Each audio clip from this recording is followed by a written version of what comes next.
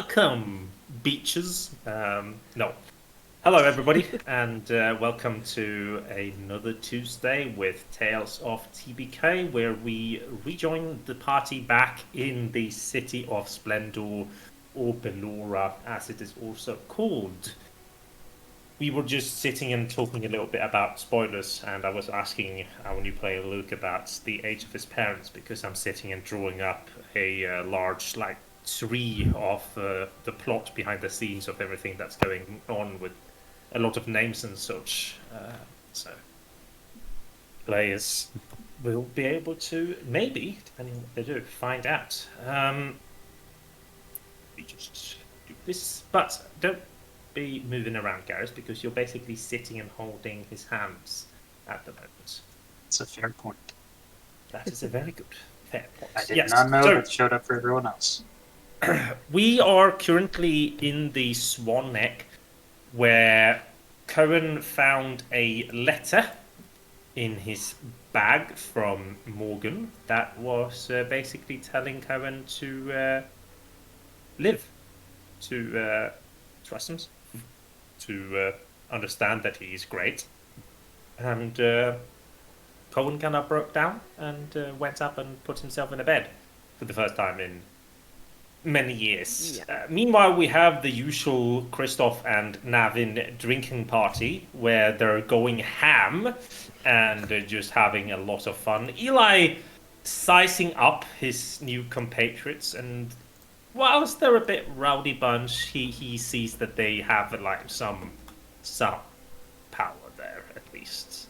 But as they are sitting and drinking, they have been approached by two guards wearing very light leather armor with a lot of white clothes. They even have a turban that you can see underneath. It's very not slim fitting, I suppose, metal cap.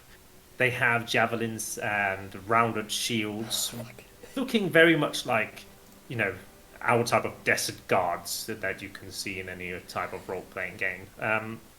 They came into this tavern and held up a note of someone that barely looks like Kowén anymore. Kowén has, since 2 sessions ago when he regained his soul or some shit, became a more healthier looking man than before. Previously he had scars everywhere, including in the face. And the picture that is being shown now looks like the heavily disfigured Kowén that was prior, which actually isn't very similar except for, perhaps the hair length and such. But they show you this picture, and as they're holding it up to you all three, kind of, have you seen this fella? How drunk are we at this point? I mean, I think you know your character best. You have basically unlimited allowance of alcohol, as Christoph is the one buying. Oh, and he said, have you seen this fella? Yeah. Well, there's a picture of him right there. You see, the guards frown immediately and just kind of tuck it in. What's he do? Great help. What did you say? What's he do? What did he do? He offended the noble within the Holy Daring Dominion. That's what he did. Sort of then go back to my drink. And then sort of oh shit, sort of realizing after the fact that, oh wait, that I think I recognize that person. And then sort of playing it cool. What would Eli say or do as he's being shown this man that you would, even though you haven't seen the scarred face, you see the eyes, you see the hair, and you know that this is, unless Kowén has a twin, this is Kowén. Right, okay. I probably would have kept silent for a bit, letting Navin take the lead, and then after that, probably take a quick swig of my drink and say, May I inquire as to the nature of this slight? Dominion is a long way from here. He turns to you and shrugs. Dominion's laws goes wherever it needs to. The man in question's a slave.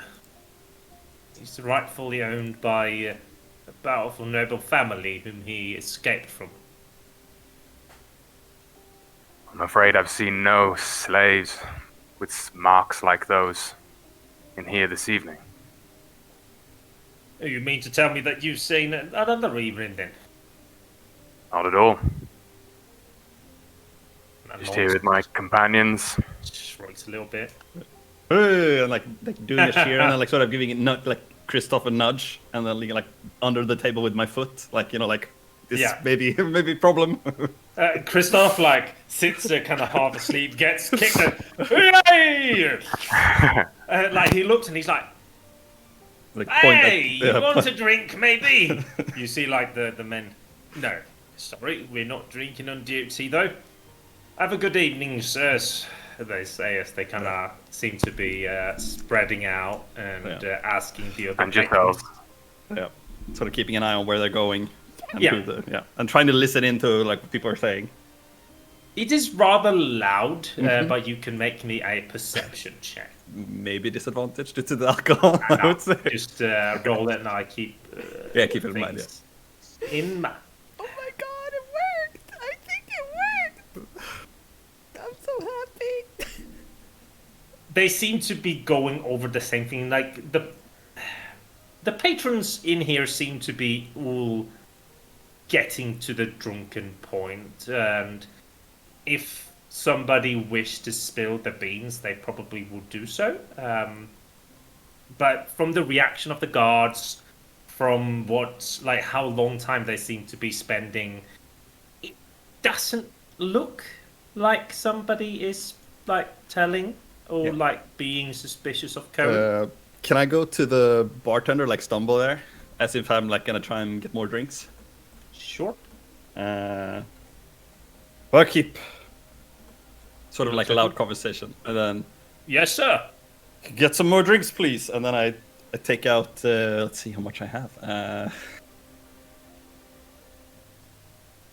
Where's my inventory? There. And I take out 8 silver. Put on the table. Yeah. So And, for just a regular shit, like for what? For two drinks, like so I can fill both. Yeah, hands, 2 drinks. You need like a silver. Yeah. I know that. I'm giving him silver and then like looking him in the eye for your troubles. He looks very confused at you as you have stumbled over here and like, excuse me, sir, what do you mean? As he like puts the 2 tankards and like slides back. So I just like give him a wave like that. 7 of the silver. I'm sure you'll figure it out. So and then I Kind of like go back to the looks table. and then looks up, shrugs. You see him like starting to put like a lot of ales on a tray. And you get back and like you see him come back out with like 20 flagons of ale and just like put on the table. It's like, here you go, sir. Thank you. It's like, okay, that worked, but let's start drinking more. Yep. Like you see Christoph kind of look over. Yeah. Navin, why did you do what? He like And looks at the tower of a beer. And then I sort of shout, 3 drinks on me! Everybody like you hear so just handing like, out like silence and then everybody like comes gathering in quickly, and you see in this like push and crowd, however, you see both of the men have walked up to the barkeep. They seem to be having a lengthier discussion with the barkeep, but you can hear absolutely nothing. Yeah. And then by the time everybody's gotten their drinks, they've thanked you. Some of them, you've gotten a bit, like a few sloppy kisses by men or women, you don't know at this point. And then everybody settles down. The men kind of nods. They seem to be content. They walk both like down to the door, and they leave the tavern. Yeah. I keep going and just anxious and just like always like watching like anyone go back to the back rooms. Yes. Sorry. Well played, Navin. What? I think they bought it. As do I. You should maybe hold off on going into the room for a time more. Excuse for more drinks. I can get behind that. Christoph, Yeah. Yes. What's up? one more. Nightcap, as it were. He looks. Nightcap. One more drink. Cap off the Oh, night. one. What? He's saying you can only take one, I think. He like shakes his head. I think we should have at least 3 more.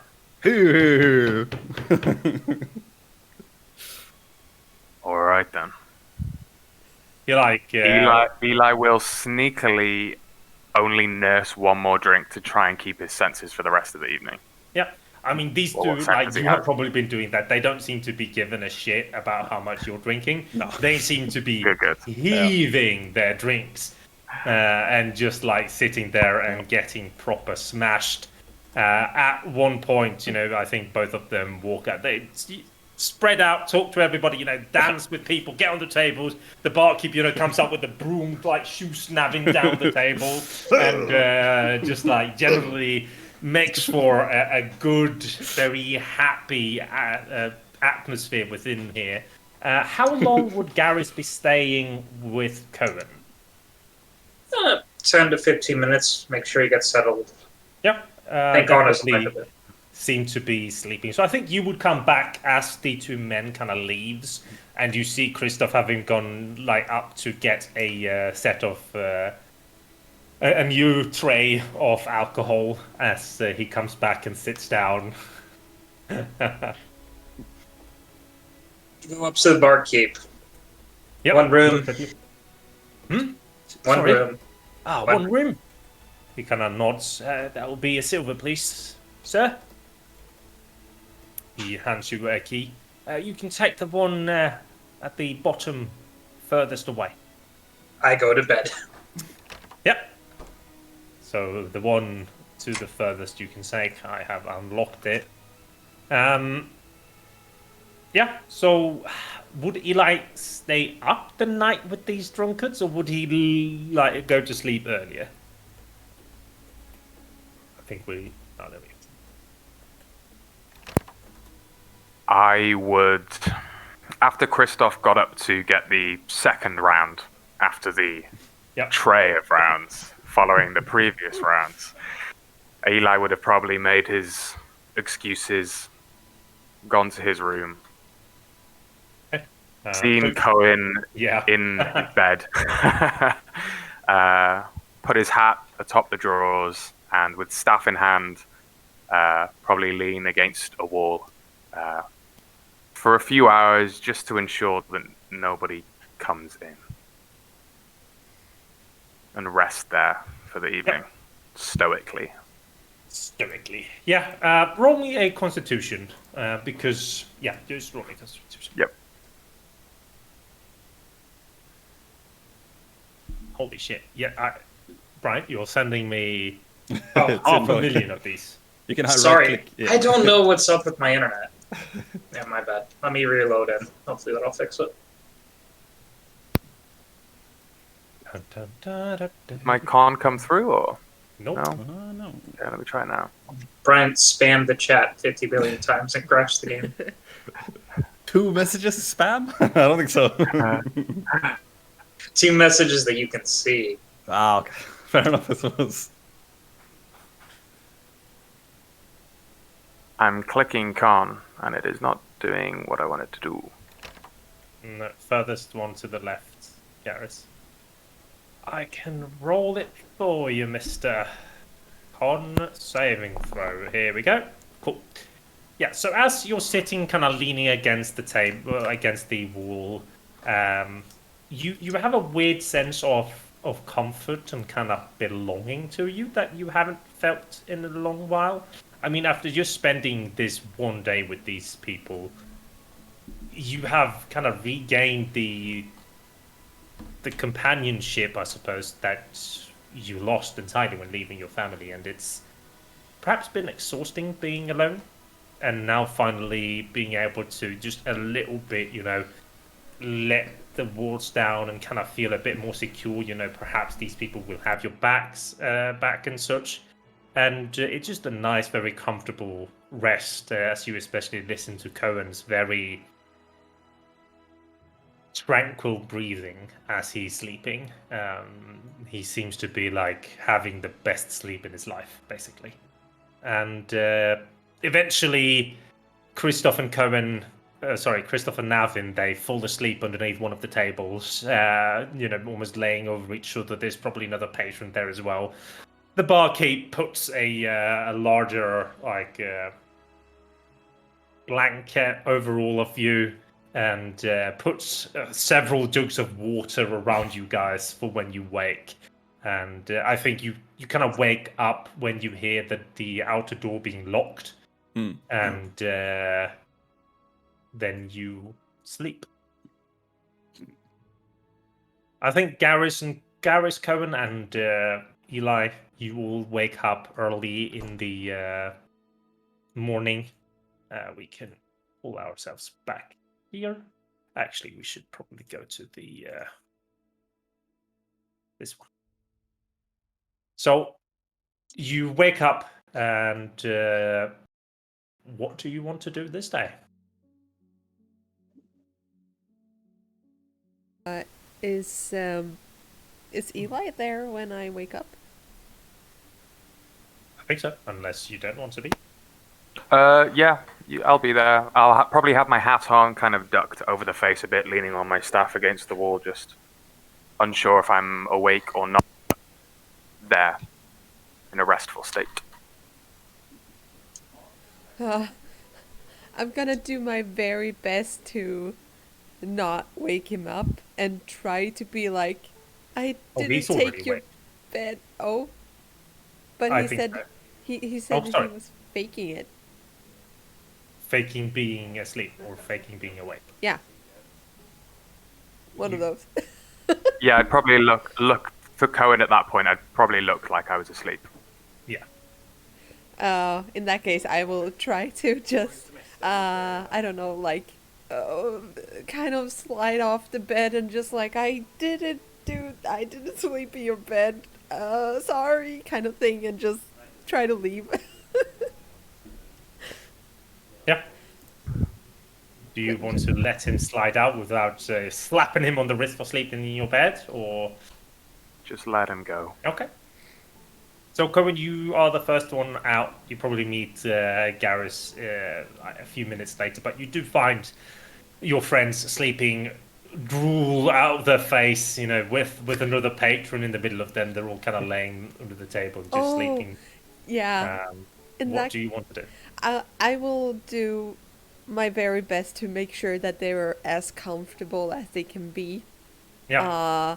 Just like trying to help them like sturdy up their necks and stuff so they don't sleep, with crooked backs and all of that shit. So that's basically what I do. Yeah. Shortly after, probably the barkeep's wife kind of walks in and unlocks the doors, kind of sees all of you, sees the water jugs, kind of looks at you, Kowén. Are you gonna do it, or should I? I can do it. Kind of nods, walks over and takes a broom and starts dusting.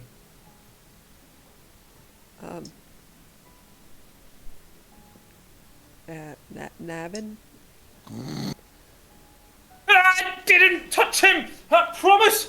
Probably the patron that you don't know just wakes up in a flurry, probably slaps both of Gavin and holy shit, Navin and Christoph. Why don't I say Gavin today? And he looks at you, blinking, these red short eyes, bushy eyebrows, hair all over the place. I'm sorry. I am. Kind of looks around. Where the fuck am I? Who the fuck are you? What the fuck is this smell? Crawls out, looks at the the water jugs and you just like take.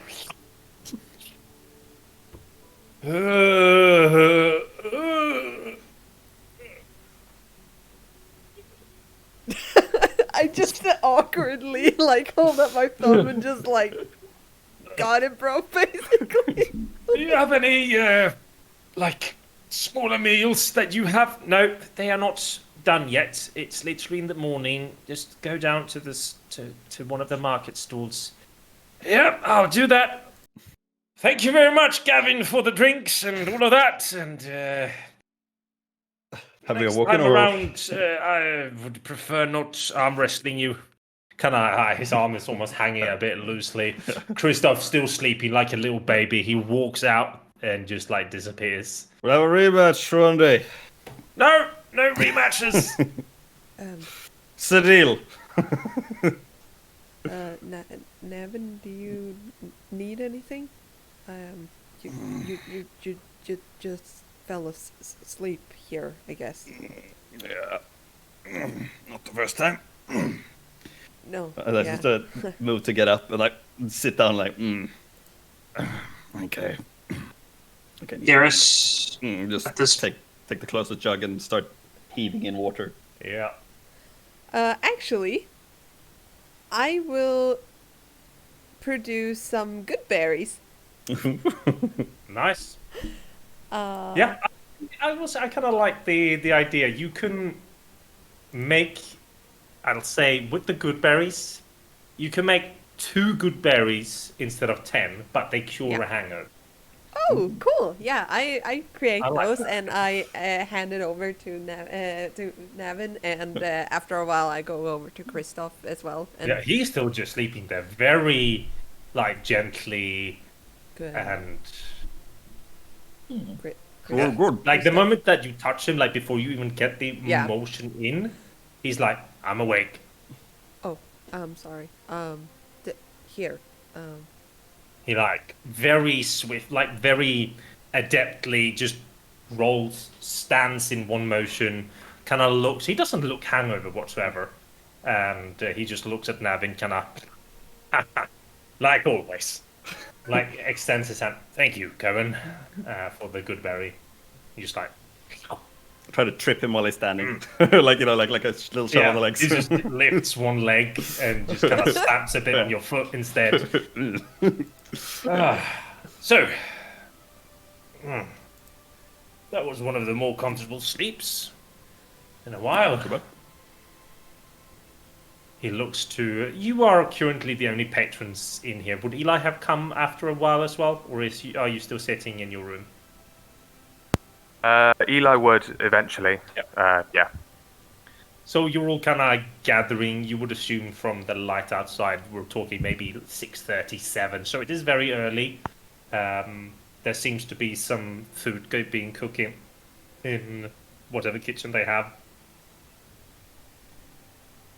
The world is yours, whatever they say. Everyone else sleep okay? You going? Yeah. I slept great. Great fruit, by the way. I'm glad to hear that, Kowén. Sincerely. Thank you. Sort of To look the around. matter at hand, we still have the issue of the shot to deal with. If you two want to actually be of use. Oh, sorry, Kowén. When you were, well, both you and Garris were in your room, or whatever. How many were they? I looked to Just holds up. Christoph and like I think 2 or 3 guards. They had a picture of you, and they were looking for you. What the gods of Bellora want with I Kowén? don't think they were guards of Bellora. Their livery was different. Bright white, javelins, rounded shields. I think Eli, Christoph. could you make me a wisdom check, please? An insight is what you could make. Who? I want to have the old diplomacy check from Pathfinder and older editions, but they don't have it. For some reason. 2 seconds, my father is calling. Yeah. Insight.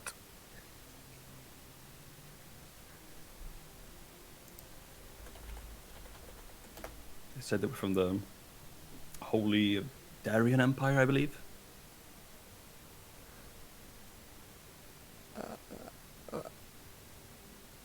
Ligurian, that's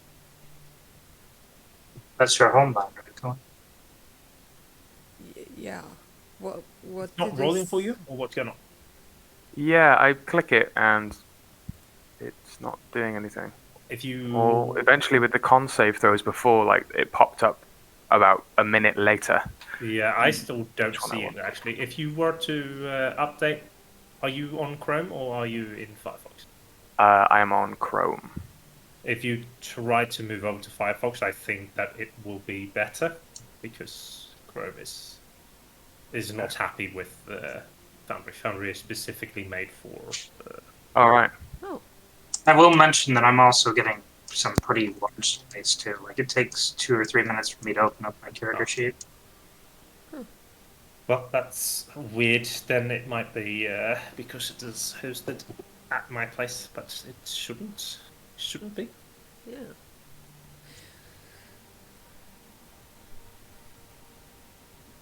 Said something about you being a slave, I I believe. can. Sorry, just for the information. With their dialect and the little that you have had to deal with them, Eli, you would have heard the accent being from the Holy Darien Dominion. So you would have that information. Sorry, go ahead with the RP.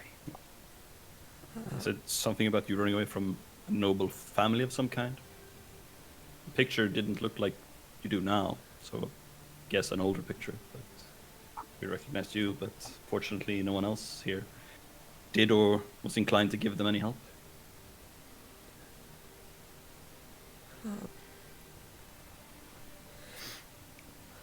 All right.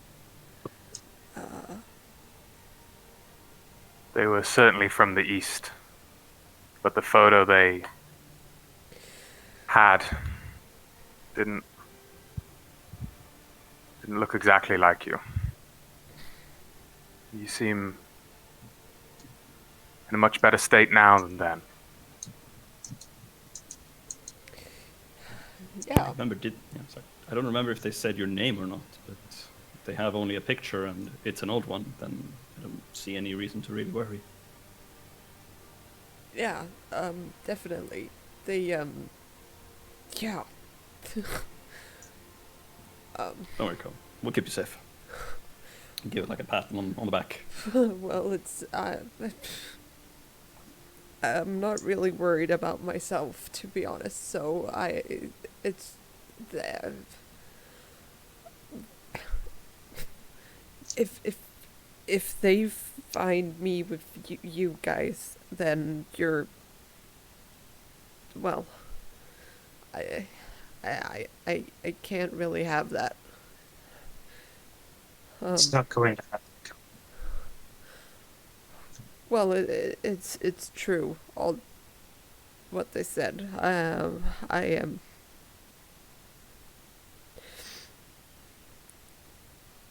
Well, You are Kowén. Nothing more, nothing less. Whatever labels or chains someone puts, tries to put, doesn't take away from that fact.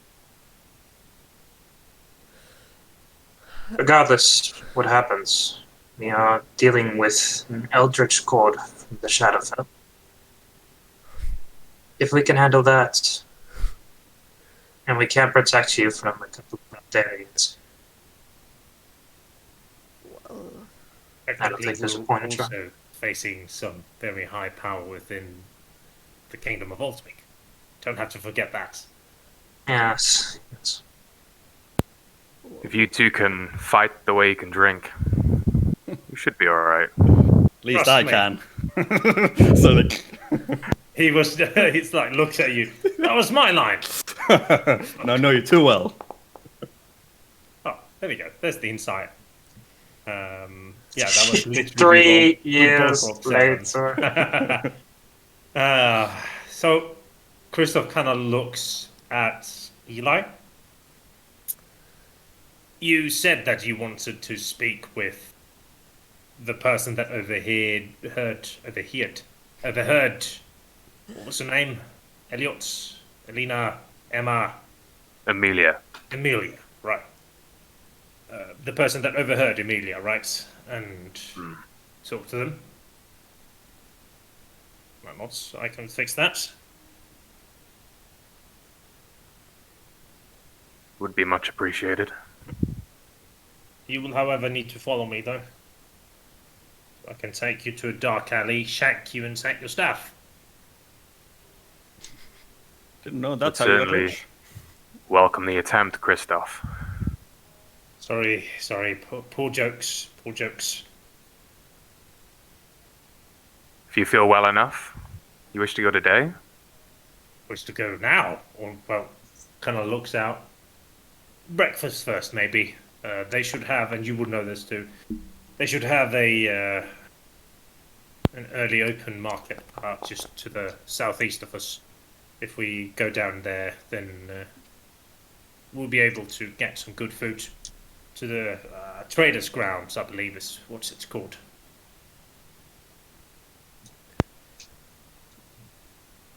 Very well. You others are, of course, free to join. I doubt, however, that you'll be allowed to join us. So if you have other things to do, then do it. Very well. I think first things first is trying to make an attempt to figure out who exactly owns the shard in the museum. Amenable to us taking it off.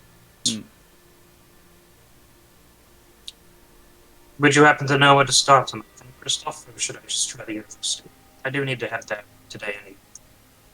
Sorry, you cut out a lot Yeah. there. I heard museum and something Yeah. head over there. Museum. Look for who finds shard. Ah, right. He shrugs. Maybe university. My brother would probably have somebody to talk to, but you know I'm not that kind of a person. I'll look around, see what can be done with my own political pull. I'm not. You did ask Mongradius to contact you as well and see if they did have something. Yeah. DM, Yes. do if I wanna, replicate the shard, what do I need? You need to do go it. there, study it, Okay. and then you need to, make a few sketches, and then you probably need to go out, check the markets for the correct type, make a replica, take the replica in to kind of compare it with the color and such to see how you have done in comparison. Yeah. And then you probably, after having made one attempt, unless you manage to crit and make like an amazing first attempt, you can probably make a very good replica the second time. We're talking again like probably 5 to 7 days of doing this. Yeah. And going in twice, 3, and then buying the correct things. You have the expensive way of doing it. You like the cheaper way of doing it with a shit stone the first time because you know that you won't make it correctly, or you can. Yeah. Yeah. So then I would say total sum of creating a replica is probably somewhere around for the stone for the old. If you're only needing 7 days, somewhere up about 75 to 100 silver. Is probably where we're gonna land with the colors and the use of a workshop probably as well to have the right workspace and everything. All right. Yeah. We can afford that at the moment. It will leave our funds mostly dry. No, I have some money. Since you didn't take it. Excellent.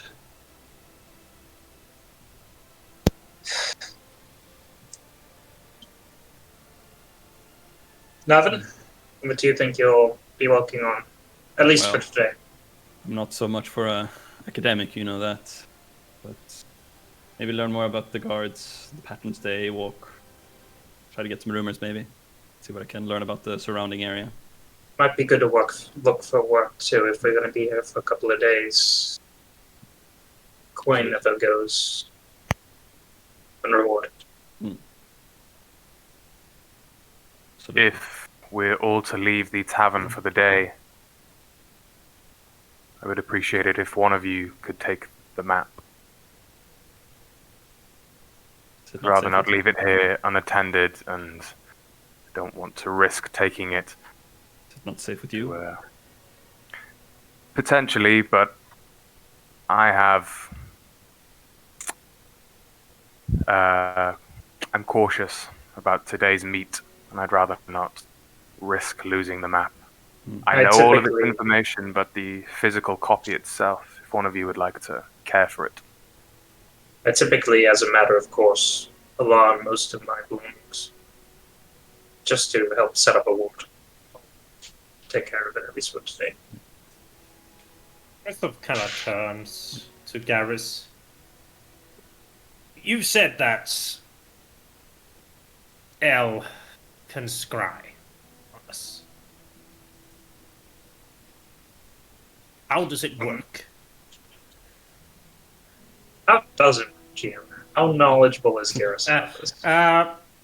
Roll me an Arcana, and you can actually roll this one with advantage.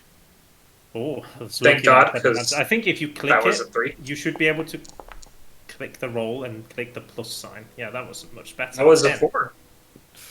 Do you have any inspirations to add? If so, you should probably use it now. Sure. I think I do at least. Should be a D6. Come on, 6.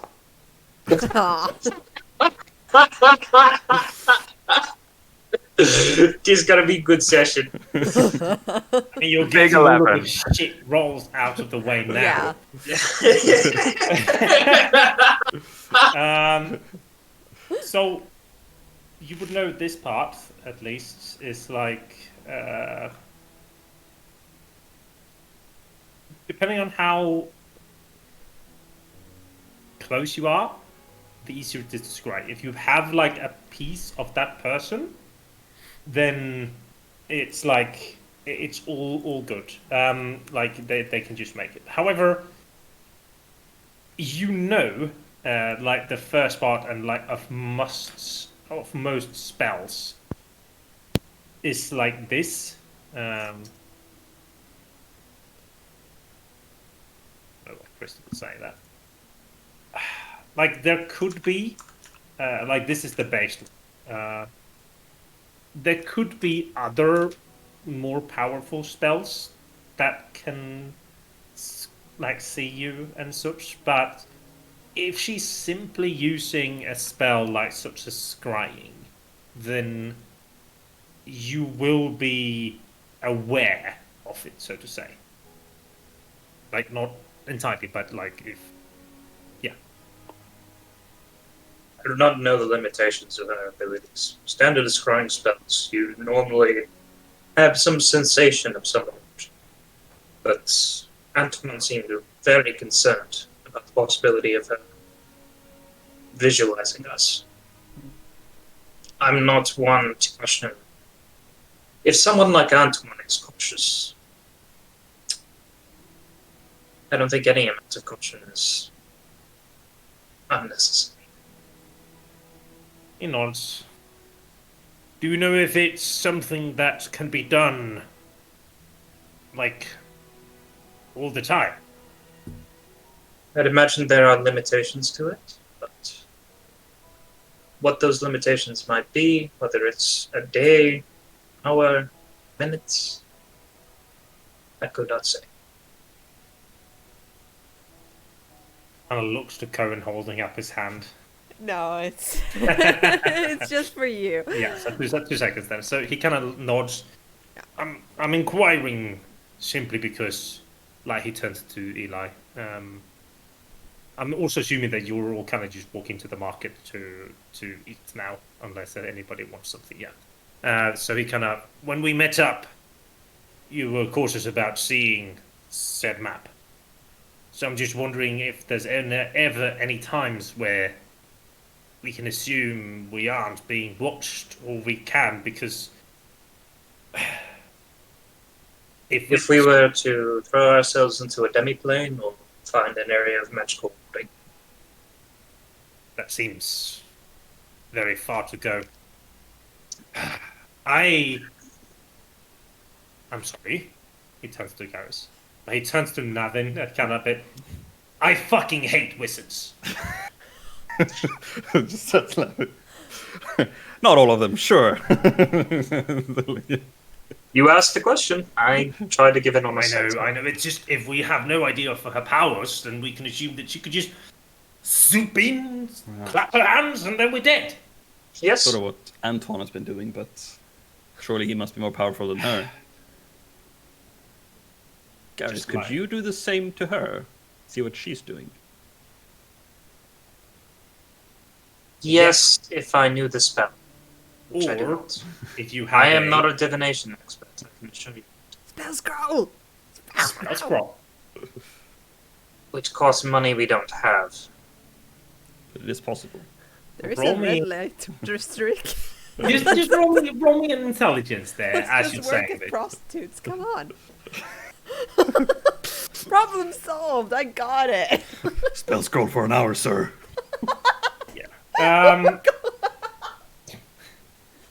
I solved it. Mongradius is divination, transmutation, and evocation. My professor, on the other hand,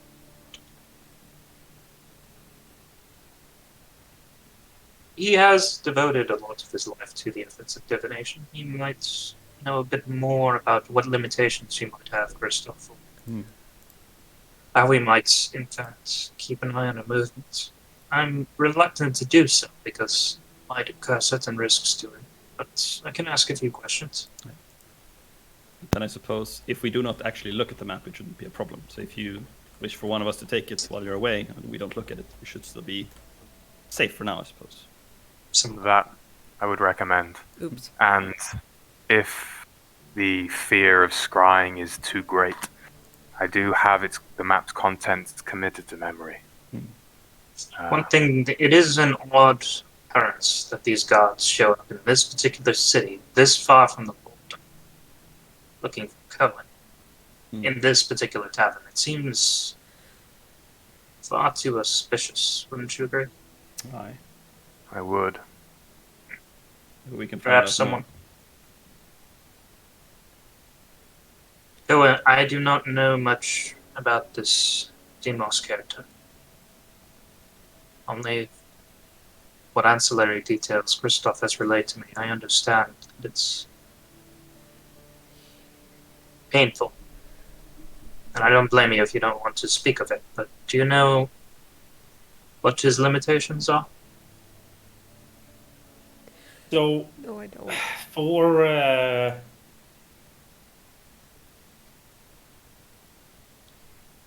I mean, would I Would you know the spell?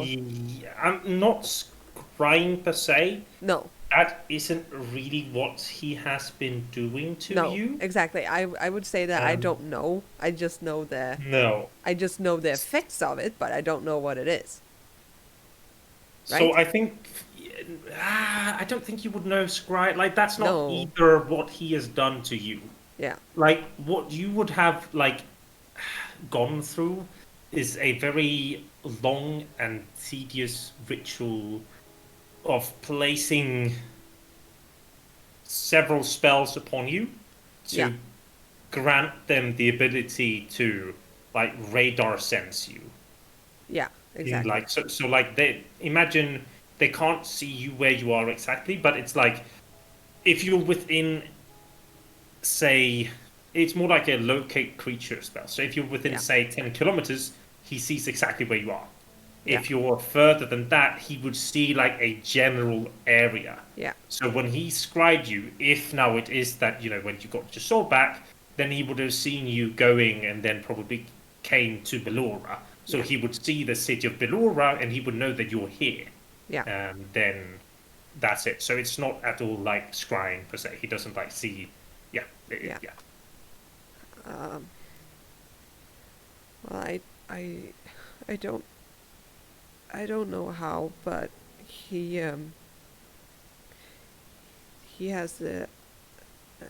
has some sort of way to find me, and well, if yesterday and their questions are anything to go on, then yeah, I'm fucked.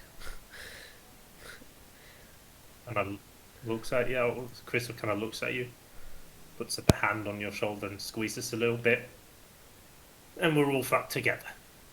Aye. Well, I don't want that.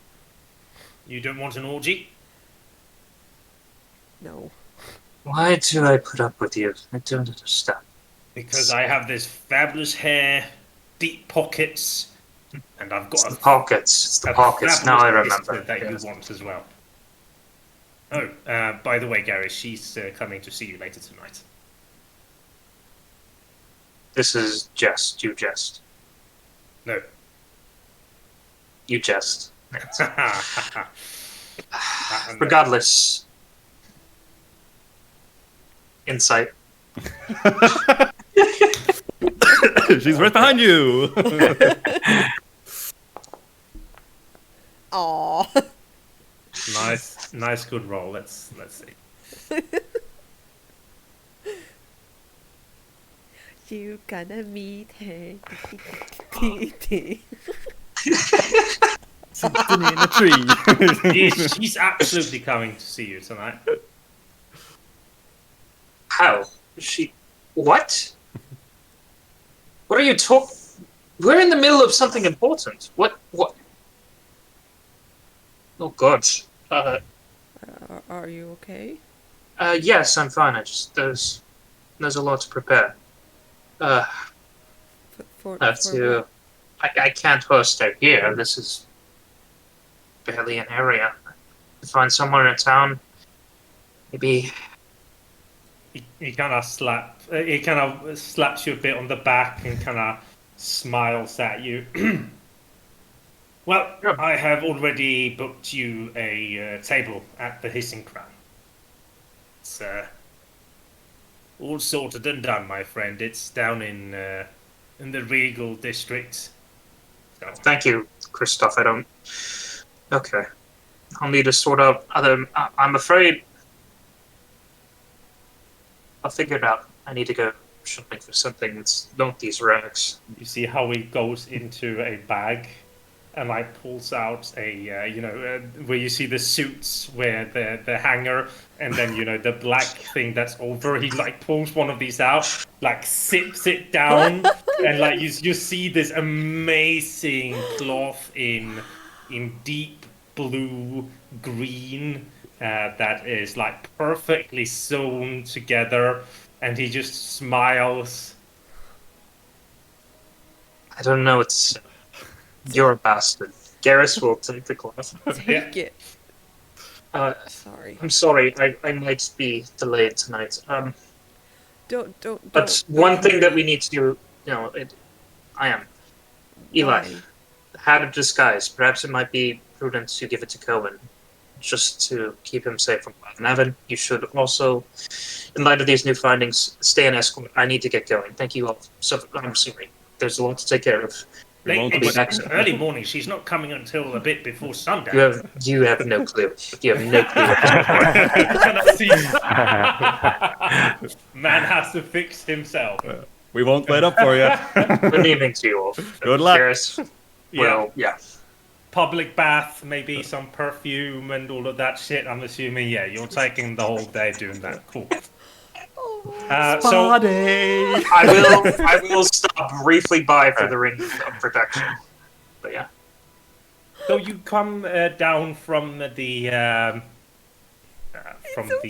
Gemena district. As you walk down, you see the Crystalline Palace again, just glittering with all of the different colors, and you pass into the district mud, which is kind of named because they haven't made all the roads yet, so it's just a lot of mud, grass, and then there's a few cobblestones. But in the center of it, where the traders' ground are, there's just this very newly, freshly created concrete ground, I suppose, where there's in perfect rows these stalls and tents from which people are just selling their goods, and they seem to be coming in, a lot of them now as well. Now we're nearing like 8:30.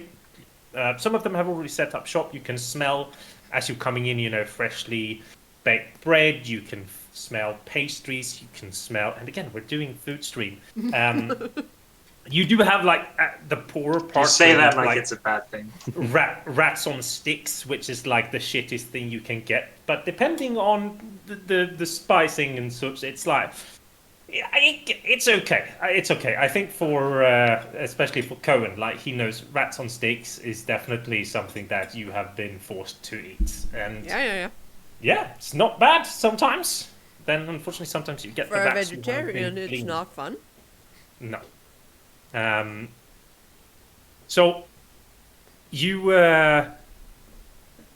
get to a stall, you pay them, say, 10 copper each, and you get this platter with some shizzes like on spits. So for Kowén, it's just roasted vegetables. For you others, it's vegetables and then some meat, vegetables, etc. There's a little like few stools and benches around that you sit down and you enjoy the sunrise as people are filling in. The noise volume increases significantly just over the 15 minutes or so that you take to eat. And then Navin, Kowén, do you set up where?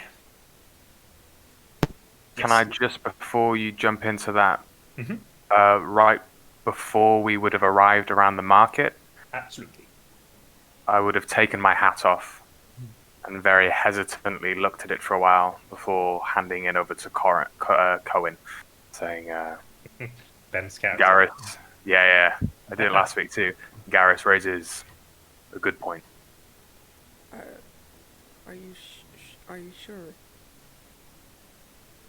I am. Needed more than myself over the next few days. Thank you. I'll repay you somehow. Thank you. Not a problem.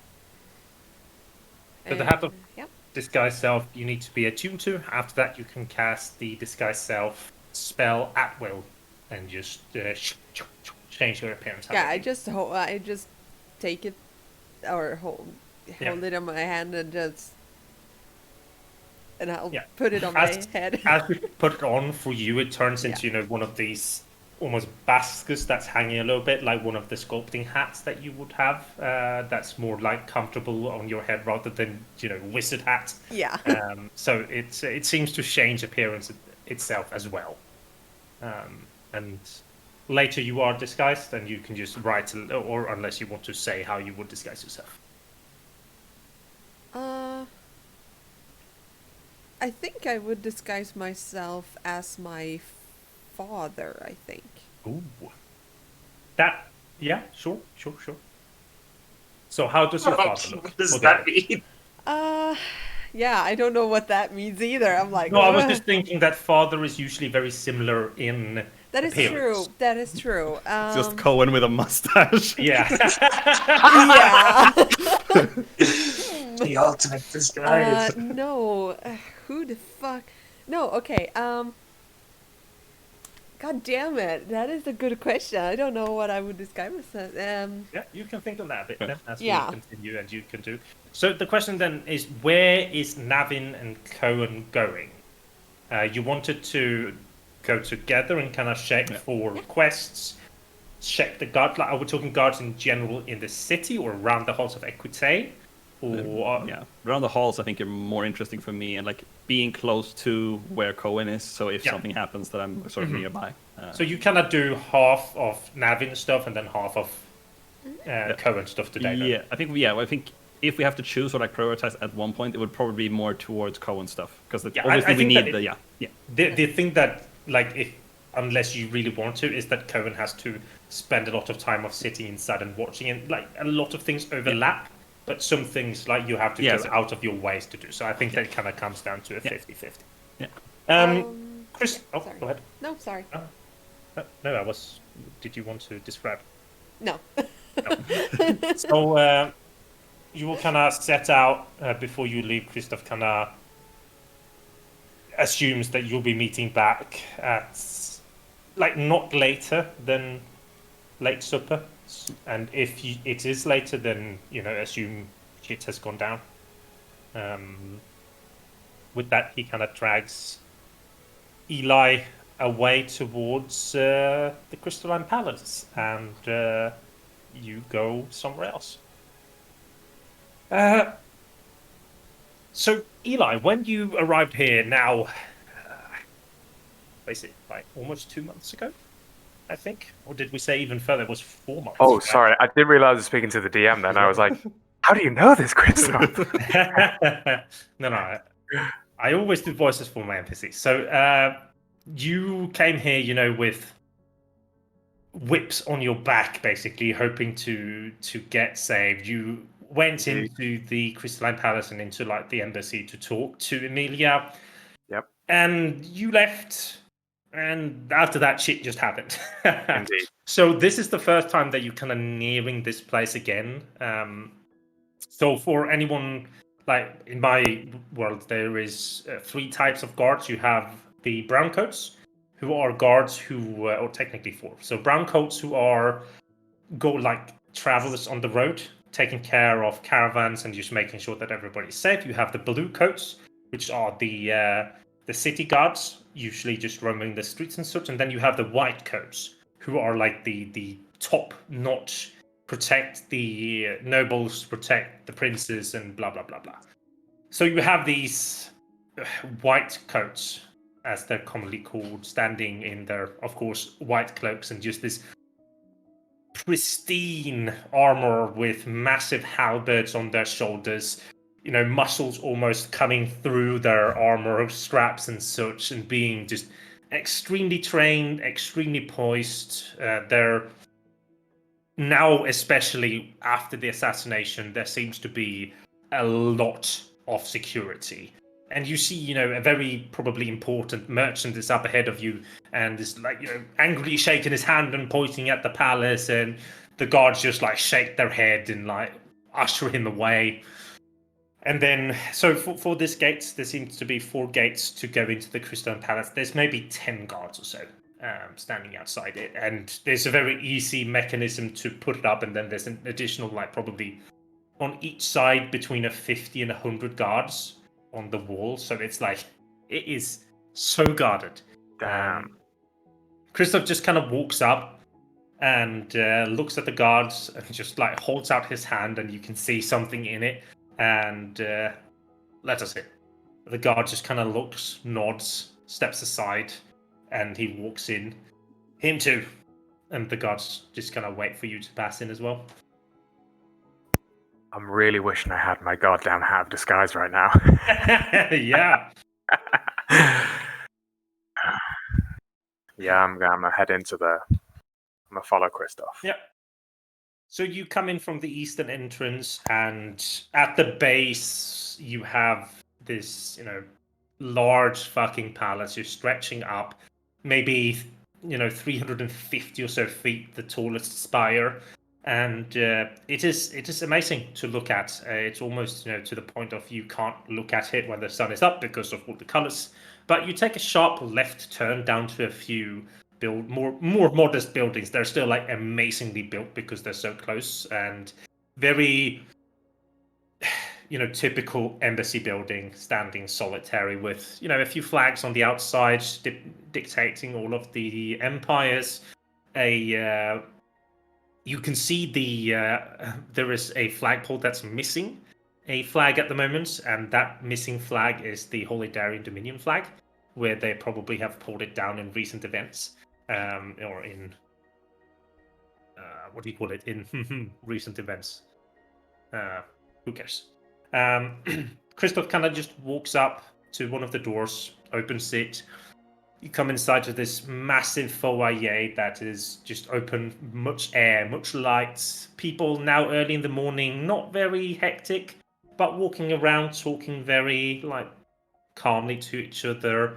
And he walks very similar pace that you did to the left, up a pair of stairs into the furthest away office. And at the end of the office, it says Patricia Larnhart, and then on the left door before here, it should say Emilia, where you went in, but you see the name tag is not there anymore. Christoph kind of walks up, knocks on the door, knocks on the door again, knocks hard on the door. Just a goddamn minute! He sighs, waits, knocks again, and you hit. Could you not fucking wait? No, I can't. A few more seconds goes and the door opens and you see this maybe mid-20s, early 30s woman. Black hair put up in a ponytail, very, perfect, not a single strand of hair is standing out. The eyebrows are also immaculate. You see very filly lips and wearing a suit with a skirt as she kind of opens up and just looks. Christoph, huh? Come in. Kind of turns. Who is your friend? He just doesn't say anything and walks inside. I walk in silently too. Yep. She closes the door. So you're coming into my office, not saying anything. She kind of turns and sees Christoph's very serious face. She goes silent, and it's very simple. There's a desk in the center, there's a few bookshelves, a lot of plants. The window is kind of open, but Christoph walks up and kind of closes down the window to not allow as much sound to come in and go. He sits down on one of the stools and just kind of looks at her. She, after time, walks around and sits in her chair as well. There would be stools for you as well. Would you sit or would you stand? I'm not sitting. Okay. Not He yet. kind of looks at her. Patricia, you told me yesterday that you overheard a conversation between Emilia and someone about a possible assassination. Kind of nods. Yes, I did, but that was a long time ago. He shrugs. Well, my friend here has a few questions. If you wouldn't mind answering. Kinda looks nervously at you, and then kind of just nods a little bit. I don't recognize this woman at all. I've not seen her. No, but before, she has the office right next to where you and Amelia had spoken. Emilia was talking. Yeah. Okay. I will be standing there, arms crossed, staff in my left hand. Do I gleam any insight as to whether she recognizes me? Roll me an insight. You may have to roll my things for me. If you have a oh, there we go. Oh, hey! Hey! I mean, it's a bad roll, but it rolled. Reason fours. Let's go. She people. looks at you. The only thing that you can see is probably confusion, a bit of irritation, but that's about all that you can see. Okay.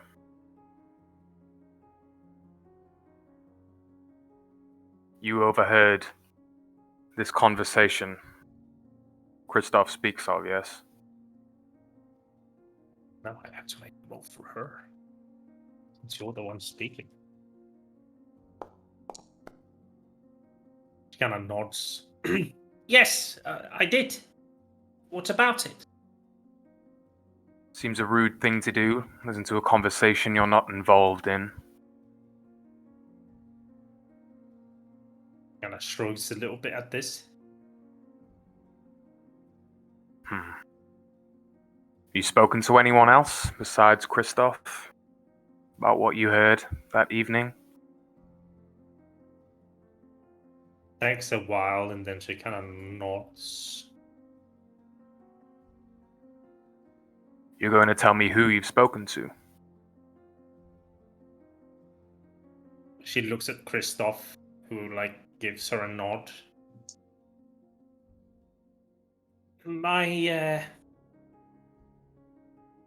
I spoke to my superior officer, or boss, I suppose. Jamal Alganza is his name.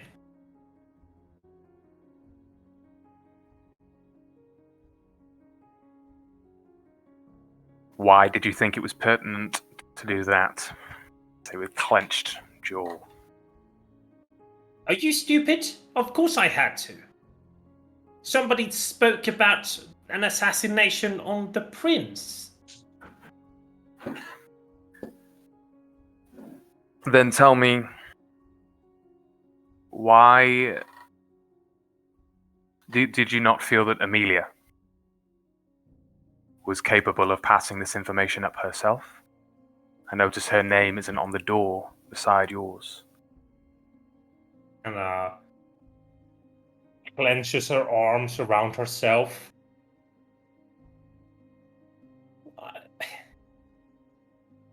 I don't know. I haven't known. I didn't know Emilia that much. If you overheard a conversation about somebody else killing somebody, wouldn't you want to report it to somebody? But if I had faith in my colleagues, my companions, I would trust in their ability. Well, that's good for you that you have such trust. But sometimes distrust is better. What if she didn't report it? Where would we be then? Did she report it? I don't know. Can I roll an insight check on that, please? Absolutely.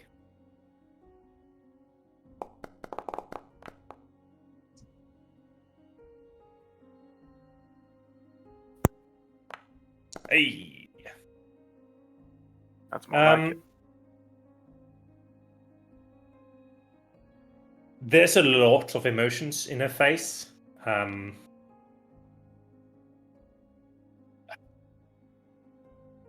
The ones that you can read is probably now changed from the irritation more into fear, Okay. into uncertainty, doubt. That's kind of what you're reading on her. Okay. The tavern that I slept in that evening, Yes. what was it called, please? That tavern would have been the Lethal Battle Axe. Bloody hell. Sounds hardcore. Punk rock bar, for sure.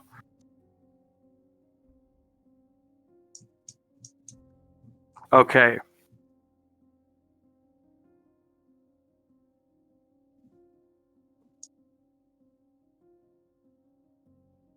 Well, my understanding is that the informants that came to speak to Amelia,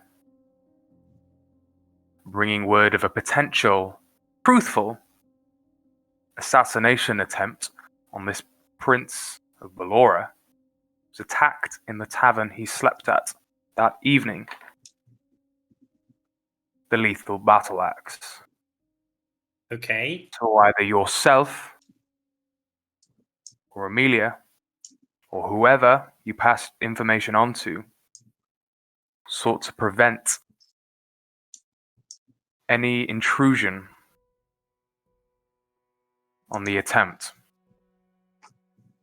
So I think it's in your best interest to tell me what I want to know, lest you be held accountable for the assassination. I'm sorry, and what are you going to do? You're going to come in here and order me, somebody that has high esteem within the embassy, and you're gonna do what? Try to pin this on me? Ah, no, go fuck yourself. I will look over to Christoph slightly and see what kind of response he gives me. He looks at you and he like shrugs. He's kind of like, you're on your own here, buddy. Okay. 2 seconds. All right. 1 Mississippi. 2 Mississippi. 3 Mississippi. Yep, go ahead.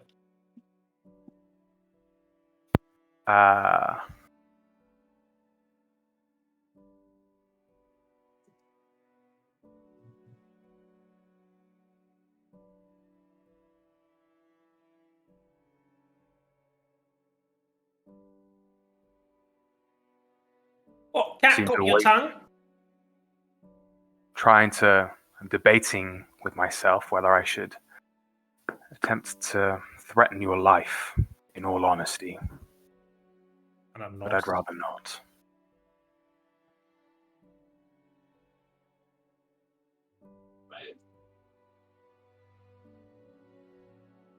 Seems a waste of our time, Christoph. Well, if This that's woman all of seems your question. fearful and unwilling.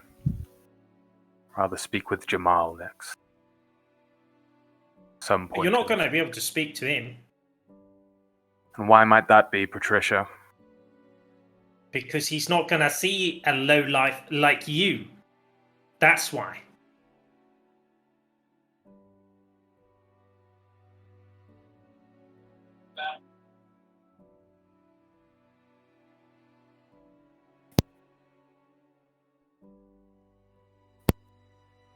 With speed faster than Patricia is used to seeing, I will lunge over the desk, press a button, hidden button. It's not so much a button, more as a feeling, you know. There will be a pointed metal blade that will shoot out of the top of my staff, and I will drive it into the chair next to her head. Just roll me an acrobatics, please, as you're doing this. This will be embarrassing. Acrobatics. Oh. This game is legitimately cursed. You Who angered the dice gods today? you go to do this, but your grip on the staff is a bit off, so you don't get the spear tip. It's more, just staff bonking. It's still, speed. It's still there, and like she looks at you and she flinches. She's absolutely fucking terrified at this, and Christoph just also, without you noticing, is standing next to you with just a hand on your shoulder. Calm down.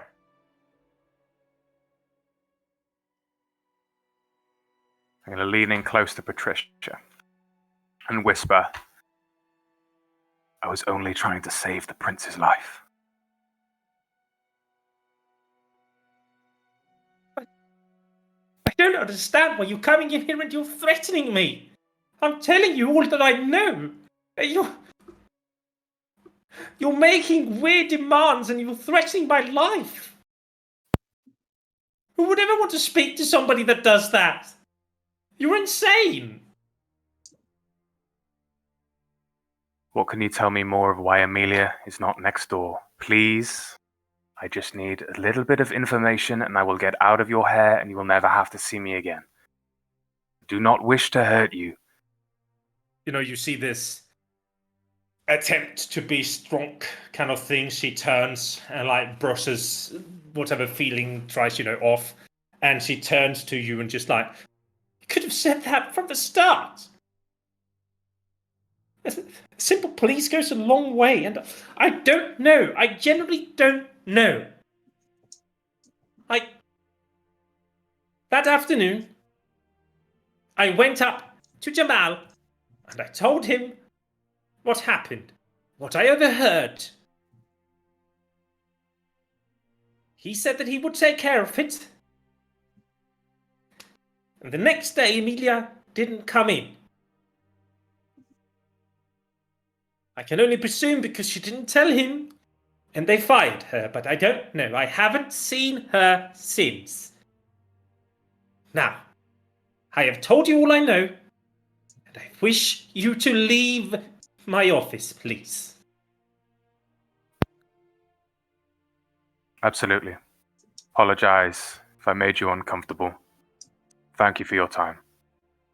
Be cautious with your superior, would be my advice. He like squints, but you see like her eyes are starting to tear up as like her hands are trembling. She puts another hand over it to try to, calm herself.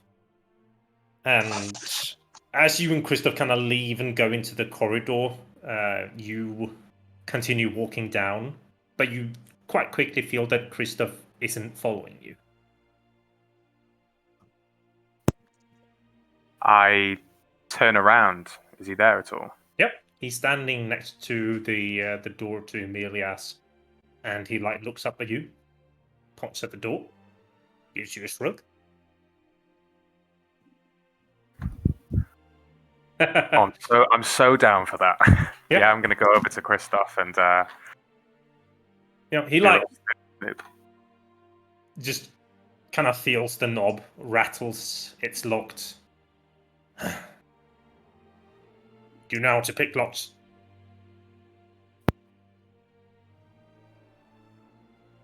I don't know. No, I was thinking pretty sure I don't.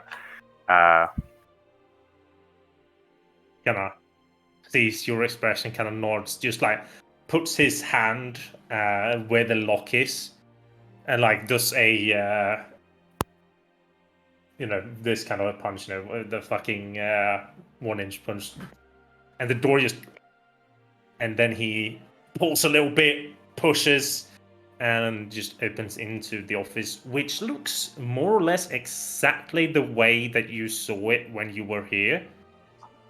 Nothing has very much changed, except that the last thing that you saw was this very jumbled place. Like, Emilia's always been a bit of a erratic mind person, never having ordered chaos kind of thing. But when you step in now, it's definitely somebody has tried to put things back in order to try and make it look as if though she was the one that had did this. Christoph kind of just walks over and pulls out and letters and things from the drawers and just looks through. What will you be doing? I will make sure the door is as closed as it can be now. Yeah. I'll look around.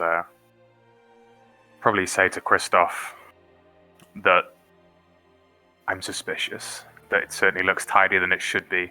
That I knew Emilia not well, but we had worked together on occasion.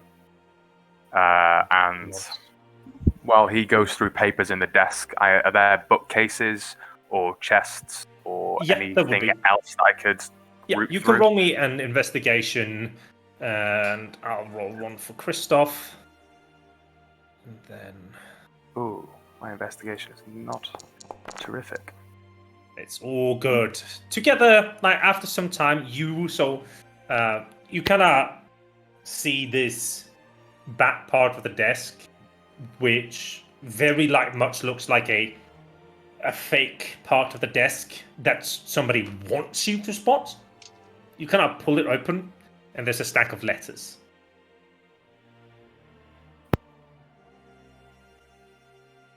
All right, I'm gonna pick up the letters. Yep. You pick up the letters and you kind of start skimming through them. You get the thing, this here seems like... So the letters would be dedicated to Ulrich Pommel, which is the head of the Pommel family. Which would be Yep. very much extremely falsified. So it would be, you have read all the letters, you probably have written the letters that Ulrich have made as well as a part of the delegation, your father and mother and all that. And this isn't the way that he writes. This isn't the way that it comes out. And it seems to be Ulrich, the prince's schedule is this and this and this and that. And this is very obvious to put Emilia in a bad spot. Okay. Incriminating her in Yes. regards to Yes. connection to the assassination. Yes, it definitely. Oh, sorry. It shouldn't have been the Pommel family, probably, for that. It would have been another family. Why not? What? Yeah. What's it? Yeah. What are We'll they being do, incriminated for, roughly? conspiracy for the assassination. So it's still the same idea. It wouldn't be to the Pommel family. It would be like her writing to somebody about this and being incriminated for it. Okay. So they're just very poorly done letters to try and incriminate her for something. Okay. Right.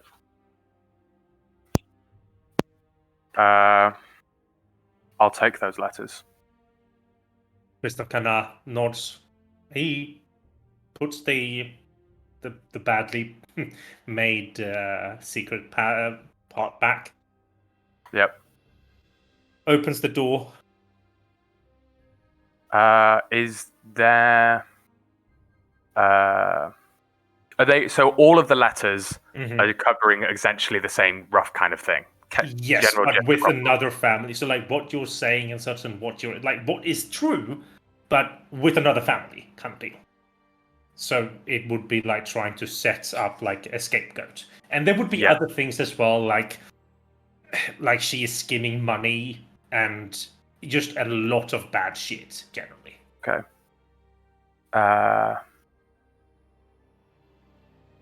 Before we leave the room, Yep. I will say to Christoph, I consider now perhaps writing on one of these letters, stating that it's clearly false, and sliding one underneath Patricia's door on our way out. But I'm not sure if I trust her, or if that will come back to bite us in the wrong way. Would like your advice on this, Christoph. I think that it would only put her in danger.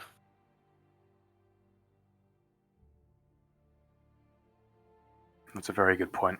I wouldn't want her to go through half what I've had to deal with the past few months. Thank you for your help today. It gives you a smile. Let's go. And as you go, you see how he breaks the lock completely inwards, closes the door, and wish we had a wizard that knew how to mend things now. And you guys walk out. And yeah, that is your day. Like your morning, you probably have a bit more things, but let's go over to Garris for a moment as he finds himself walking along the streets looking for a nice bathhouse. Finds one, goes in, brings the nice suit with you, gets in a full spa routine, gets scrubbed down, soaped in, gets, your nails done, your toes done, your mustache fixed, and eyebrows plucked, your hairy chest trimmed a little bit to make it not, pop up out of the the thing. And all the while there's like a bit music playing in the background, you have some wine, and it's just like generally very nice and relaxing. This more or less reminds you of, before you got fucked up with the army and the privileges that you had. Garris is currently just on pins and needles, just jumping at slight comments. Just more or less trying to Yep. When you are calm done, down, I guess. you get a mirror in front of you, and you don't know how or why, but Christoph had your exact measurements. This thing fits you perfectly, and there's even a pair of nice shiny shoes to go with this that also is just and you I don't look like know how I'm going to repay him for this. But Not wanting to dirty the clothes. Anything. I don't want to change into street clothes either. Before heading to the spa, could I stop by the university real quick to pick up the rings? Absolutely. That would definitely be like on the way. You probably were somewhere around town square and found a place there, so it's a close way to the university. For Navin and Kowén, I need both of you actually to roll me a d20 each. What? By the way, I know who probably I'm gonna fuck everything up, but yeah. So there is a 50% chance that we draw the Dark Lord and the Dark Lord. Basically. No, I don't this know how is, to roll one. Just slash roll like you would do in Roll20. Oh, look at that. You rolled a 20. That's unfortunate. That means that... I don't think you rolled. Yeah, No, I don't you think I yeah. rolled. No, you just- 1d20 is Oh, what you... sorry. Oh, Now you get a 20 again. Oh my Space. god!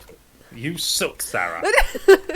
No, I'm amazing! Don't even say that shit! There we go.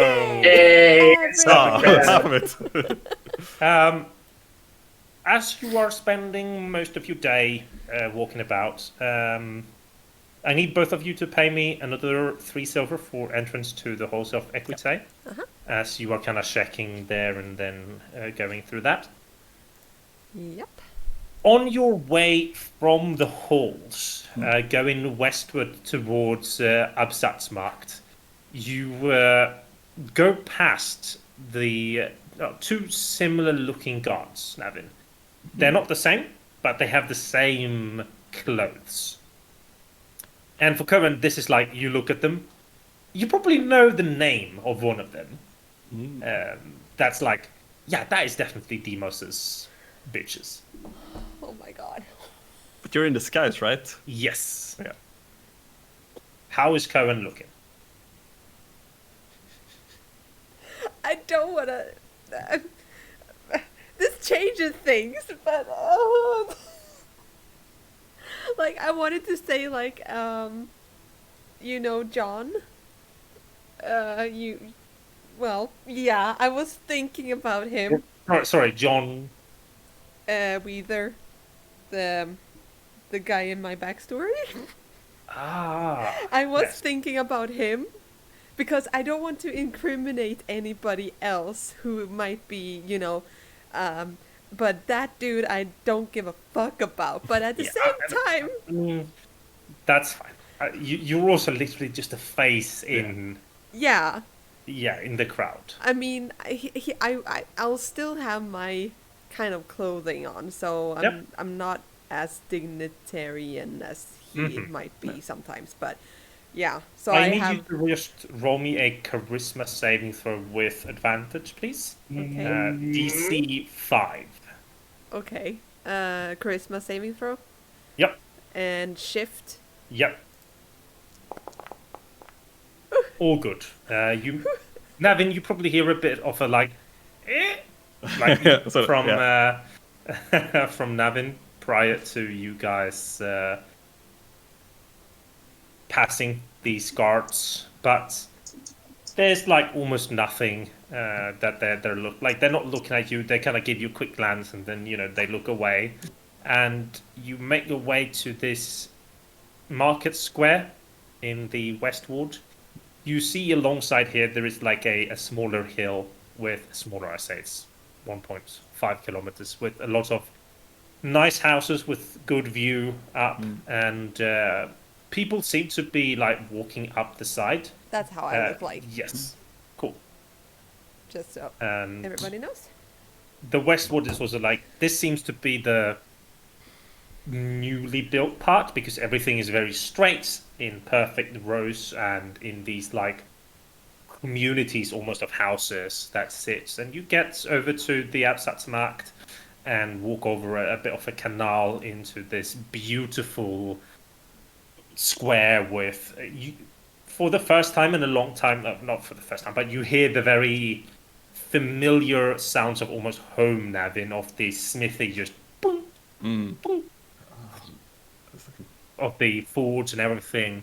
and you look over, and it's like, it's good work. It's not what you have been used to, but it's good work. You see a lot of other buildings as well around, and this probably has upper tier, like medium to up tier things. And you walk into a masoner, you get a bit of paint, you get a shitty slab of stone for Kowén. Oh, I don't care. I'm happy. Yeah, of course, but it's like, because that's what you plan. What I mean, shit is that you don't purchase the high quality stone that you need to make the actual forgery later. And then you find, like, you ask the masoner, perhaps, for borrowing the shop, allows you to do so, and you kind of set out and allow Navin to roam a little bit around himself before you guys go back to the Swan Neck. I sort of like look at the different smiths doing their work, like almost like a child, like that looks good. Could you actually make a perception check as you're there? Let's see if I can succeed. Hey! Oh, nice. I got an eye for this. As you're standing there, you see a cart rolling in. A smaller stature man, now balding, grey hair, kind of, it looks like everyone's father/grandfather almost. But there's something that you just recognize with him as he's going off the horse.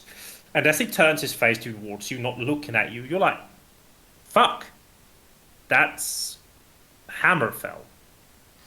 So your internship at the ogre himself that had the shop, you know the story, you've heard it like a million times. When he first came to tell it, he challenged Hammerfell because Hammerfell was the owner of the smithy. So he challenged Hammerfell, or rather Hammerfell challenged him if the ogre could make a better weapon than him, he would give him the shop. A smith off, Yeah, exactly. So the ogre completely shattered him in the smith off, and since then he has devoted himself to being the apprentice of the ogre. Do we have a name for the ogre? I don't think we actually... I have one that I've written up. Yes, please give me. Let's see. I'll take it up here. Nope, that's the wrong Google Doc. There we have it. I'll send it to you. And you have been working, like, you are actually the only other student that he has taken in, except for Rory Hammerfell, as this man's name is. Yes. So you see him, and it's like, oh shit! And you realize that you're actually basically only a day's boat ride away from Telit, which is probably why he's here, because you like the thing that you make definitely has to be sold off and such. So this is one of so every once in a while, like the sort of the juniors have to go with the stuff to sell it in different places and get more supplies, I guess, in return. Yeah. So you see him like go off. He walks into the smithy, and a pair of junior apprentices comes out and starts unloading the plate armor, split mail, and all of these beautifully crafted things that both Vokor, you and Rory has made. So what would you do? I go up to him and sort of like give it like, it is him, is it? Like like, am I sure? And then yeah, it is absolutely him. Yeah. He's like standing there and kind of overseeing it. You walk up, he like turns around and he's about probably to do a what do you want kind of thing. He sees you and he's like, what the fuck, Navin? Is that you? Long time no see, Hammerfell. Kind of raise takes out the hand, do a good clap and a shake. Oh, didn't expect to see you here in the City of Splendors. Same for you, but I suppose it's close to where we both met before. Indeed. How's life, I suppose? Well, still standing. How's business going? Good. Vokor has gotten a large shipment in because of, the wars. War. Aye. Good business, but bad times, I suppose. Unfortunately, we have been forced to, since you left, to hire 2 new apprentices. And they're absolutely shit. You with that belly know the difference between shitting and pissing? Can't even hold a hammer straight.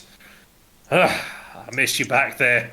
Damn, we could work good together, Navin. Aye, same. You were always better than me, and I suppose you've gotten better as I've been gone. I mean, I was a master smith before I lost my smithy to Workhall, but True. I don't know if anyone can be better than him, though. It's almost unnatural. He's so skilled. and How he is he, by says the that way? he is not the best amongst the ogres, which is he's good. He's good. He hasn't aged a day. I don't know what is about them, but Strange. Yeah. it's good How is he seeing, faring? seeing you. You Yeah. Same, kind of same. looked at your gear. Yeah. What in heaven's name are you wearing? Whatever I can find most days. Shakes his head. Yeah. I look at it like is he more like plainly dressed, or is it like No, battle dressed, he's or wearing more... like so like you know that this man has made a lot of money. He probably doesn't need to earn another coin in his life. That's how rich he is. He wears very fine clothes, but not to the point of a lot of jewelry and bling bling. Yeah. It's just fine clothes that would mark him as somebody that is well off. Yeah. His He is ambition not- and drive is like going into his skill. Like I want to yeah, get better. yeah, and absolutely.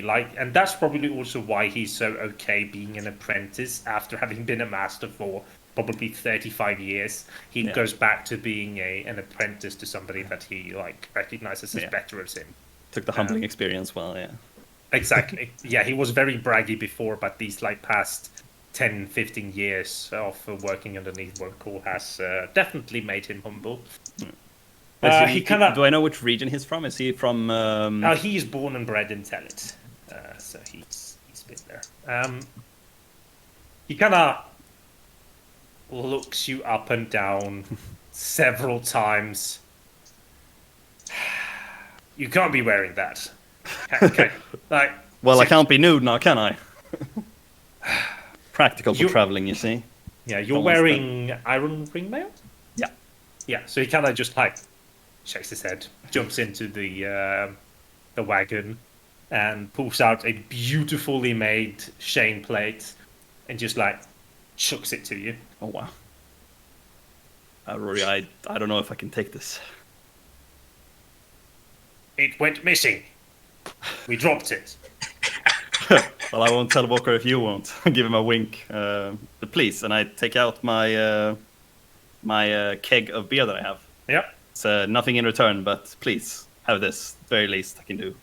He takes it, opens it, nods, puts it back in, and do you mind helping us to hold this? Absolutely. So I go and start helping him, and talking at the same time. Yeah. So you're kind of reminiscing. Yeah. He's talking he's never taken a wife or anything. Yeah. It's basically just his Yeah. trade. He's talking about the fucking goblins have decided that it's a good attempt to try and get a peace treaty again, with threatening to wage war if they don't get what they want. So it's just getting even worse. There had come a runner from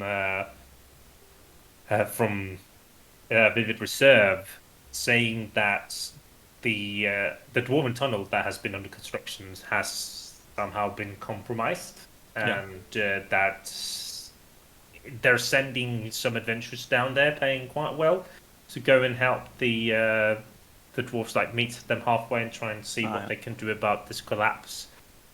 But mostly of anything that's been talking is the war that's brewing, and just business as. Yeah, I try to when he talks about the dwarves and stuff, it sort of rings in Navin's mind, oh yes, and you don't know anything about Flux Fortress by any chance? Kind of looks at you, raises an eyebrow. Heard about them? He kind of, the hammer, right? That you got from Vocal. Aye. I mean, if anyone, you should probably be speaking to him. True. Maybe I'll be there. It's not too far away, and it's depending on where I'll be in a couple of weeks. Maybe I'll be further away, so it's maybe time to take the opportunity to go back. But We'd gladly have you. Your room is still there. warms my heart to hear Vocal it. didn't really accept your resignation, I suppose. So you're technically still a journeyman. Well, he can be stubborn, but I guess I can't say anything different. Haha. No. But if I meet him there, or if I have my paths back there, then I'm sure I will absolutely visit both of you. But in case I led astray on other paths, then give him my best, will you? You could always write me a letter. I can bring it with me. How long are you staying until you leave? Kind of looks at the sun. Probably staying till tomorrow morning. You got any place where you're staying? Aye, the Swan Neck, I believe. Kind of nods. I know the place. I'll get over there later tonight and we can continue talking. Aye, I'll have that letter to give him. Yep. And then so like when I finish helping him, and even maybe he's like setting up his shop or like talking to other people, like when he has to know, like the whole like, oh, let's talk to you, like, well, I have to go. Yeah. I have to like, oh yeah, we'll meet later. Yeah, exactly. So you walk over, and that's like just about as Kowén is done. He walks out, and you make it. Oh no, Foundry stopped working. Please no. And you move back to towards the tavern. Yeah. Thank you. And I unfortunately have to reload Foundry because it has stopped working. I'll leave it there. Mr. Maybe we should take just a brief break. Do you want a brief break? You A little And bit. drinks. okay? Fine. How I'll dare be you. persuaded to that. So with that, unfortunately, all the PCs die from flaming meteors as Garris asks for a break, which is not allowed in this game. Don't even laugh We'll about be it. back. We'll be back in 7 minutes, people. Okay, see you soon. Bye.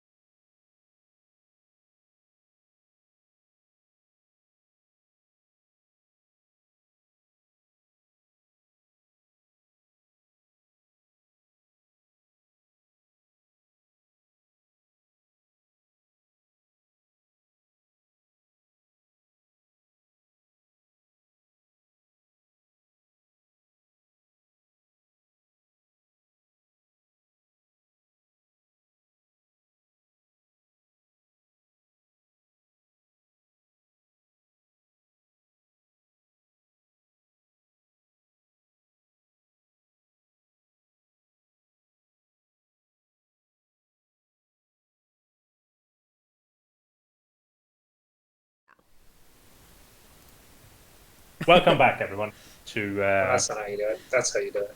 Tales of TPK, where Garris will.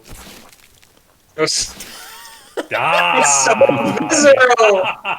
Oh, I love fucking Foundry. Like, holy shit, this is Yeah. amazing. Just with the soundboard, just with all of the abilities to automate literally everything, and it doesn't have a weight limit of how good resolution you can have. Like, this is an 8K image that is super large, but Roll20 would be like, no, it's over 10 megabytes. You can't upload it. Yep. Foundry is like, no problem, bro. Greatest resolution, no problem. We'll do it, fixing everything for It's you. not even 10 gigabytes. What's the deal? Friend of yours. Yay! Yeah. Garris comes out from his mani-pedi spa day at a little bit after noon. He gets some good food and everything as well in there, and moves over towards the University of Avanthal, where he wishes to meet with his former mentor Mongradius. And as you move into it, you get directed to one of the lecture halls, and he's currently holding a lecture to seemingly like journeyman students, I suppose is the right word. Holding a lecture of transmutation, where like one that you have had to sit through and probably remember very well. You know, changing objects from one material into another. Some of them struggle. He kind of sees you and notices, and kind of sheepishly asks you to join, you know, to demonstrate for the other students, you know, kind of like, haha, this guy can do it thing. It has been a while, but I believe I can accommodate. You'll have to refresh me on what exactly we're accomplishing. So it would be the, you know, how, what would it be like? Changing the weight of sand, basically, to be a bit more like iron. And it's like a simple incantation that most transmutation wizards do, and you know how to do it, even though you're a bit rusty, and since you did choose abjuration rather than transmutation in the end, like, you still have the grasp of it. So you spend the next, like, hour and a half doing this until Mongradius is done, and you would get, like, some slaps on the back of fellow students, you know, being happy, like seeing you at the end. You're probably, you know, helping them a little bit as well. And Mongradius and you are left in this large lecture hall as he kind of looks at you. Brings back memories. So them. You would have had a good place here at Avanthal, my friend. Fate has something else in store. Yes, it did, didn't it? But it might have been for the better. You were purposed for greater things, friend. I managed to get a hold on one of my colleagues, and they actually know the owner. That's fantastic. I wasn't expecting much to come back, to be honest with you. Did I? But fate has good things in store, indeed. He says as he smiles greatly. Well, excellent. I don't suppose you could have me meet with the colleague of the owner? Just have a brief discussion on a few matters of importance. There's an artifact, like I said, in the museum. I'll get a closer look at. In retrospect, I don't think it's very likely. Eric von Bissell is a very busy man, so I had it seem. And he was able to get you a meeting in during the next week. On autumn the 22nd. Autumn the 22nd. I will be sure to make it. How far away is that at the moment? 3 days, 4 days, 2? Within the next I week, have meaning a made week from today? this one. I think that everyone should see it. It's in the bottom of the journals. Sorry, it's the 21st now, so I don't know why I said 22nd. It would be 27th. I'm still loading in the factory, so bear with me. Oh wait, So- no, this is the wrong tab. This is... There we are. Okay. Yeah, Gotcha. so I'm just going to be putting in dates that has happened and things that you can see and kind of go back to, and there will always be like the current date there as well, as long as I get reminded and keep it up to date. So Von Meisel. Am I familiar with Meisel. the name? he is the owner of the whole Specute. Like, he is the person that founded it. Very high standing person. I don't know what to say, Professor. He gives you a sheepish smile again. Maybe a few favors then. Absolutely. What do you need? I'm in Starting town for a couple- tomorrow, every day until you meet with him, we need an abjuration wizard to teach a few students. What's the topic? It is the use of wards to protect both you and other things. I could do that fairly quickly. I'm by no means probably the most qualified at the university, but But one with experience in field and knows what happens if you don't have it up. yes, how much I could say. I would be happy, in all honesty. It would be my... You're not? Good, good. Tomorrow then, at 9:30. I will be there. What's the lecture hall? It's in Wing C, room 345. I hate to ask because I've already taken so many favors from you, but you wouldn't happen to have the rings I asked for, would you? There's They someone are ordered. to give it to. You'll get them tomorrow morning. That is a shame. Still, I don't know what to say, Professor. There was something I think I have some. I have time. I think. I wanted, since you have some expertise in divination, to ask you a few questions on the potential limitations of high level text. Say we had met someone who had managed to have physical contact with us. Do you know what the extent of their scrying might be? I know that generally one has some sense of being watched. Beyond that, are there any spells that might be able to watch undetected the duration of possibly the scrying? Any other matters that you could And possibly I'm not- make up? Well,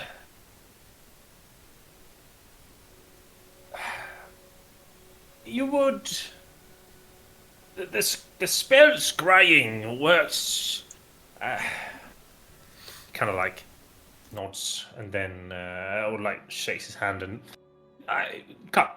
And you kind of follow him, winding stairs up and down into a very musty place of dust and everything. And you see a crystal ball in the center of the room.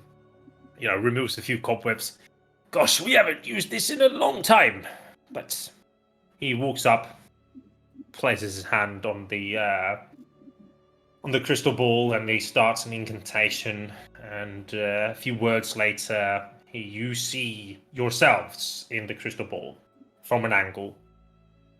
If you just go up, you should be able to feel the objects there.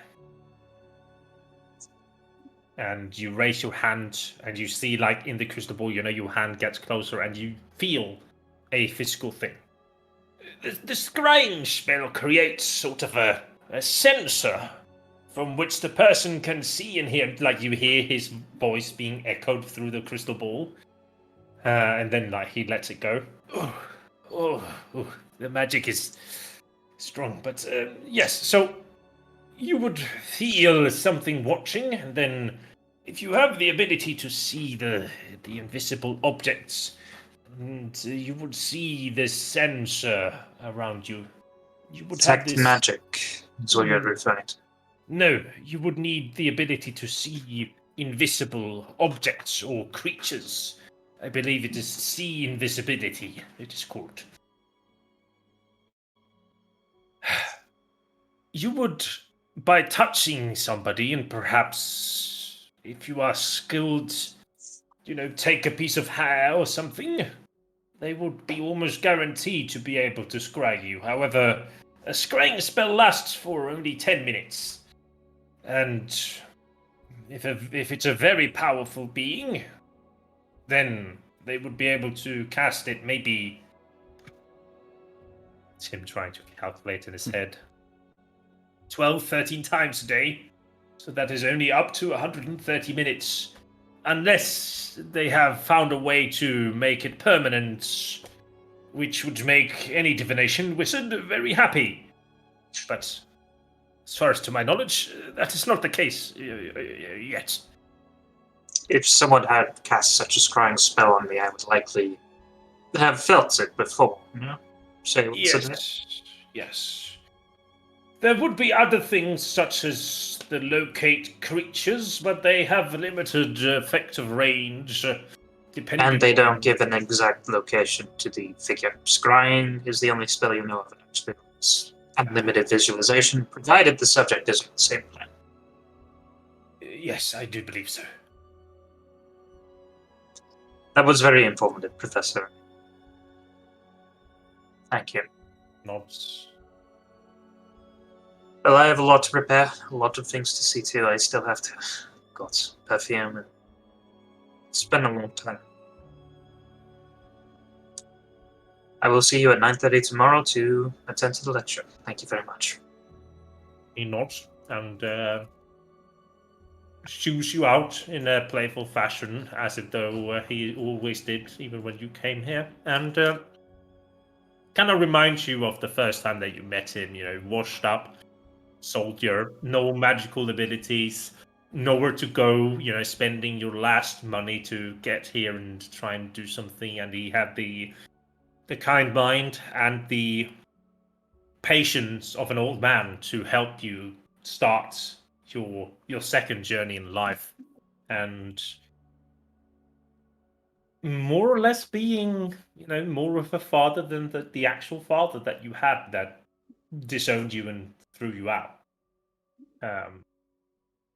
And there is a very special place for him within your hearts, and it kind of reminds you of that. And especially with all of the dangers that you've been past, like he probably sees you very high, and he will probably take your disappearance very hard. But you would you make your way back for lunch to the Swan Neck, or would you go to the place? Like, you still have another 4 or 5 hours until you're to meet your girl. Right. What to do? I'd probably ask to see if there are any spell books in the meantime within the library. Just take some copies from and see if I could write something down that's written. You cut out the last part there. Sorry, say that again. Damn you, microphone. Copy, spell, wizard, good. Ask if there are any spell books lying around that I might. Yeah, I mean, there absolutely would be spell books. What spell are you looking for? At the moment, I guess I would be looking for mainly protection from elements, the reaction that allows you to. Yeah, absolutely. You can find that spell there. You can take the time to write it in with the very nice ink bottle that you have. Thank you, mysterious dragon man.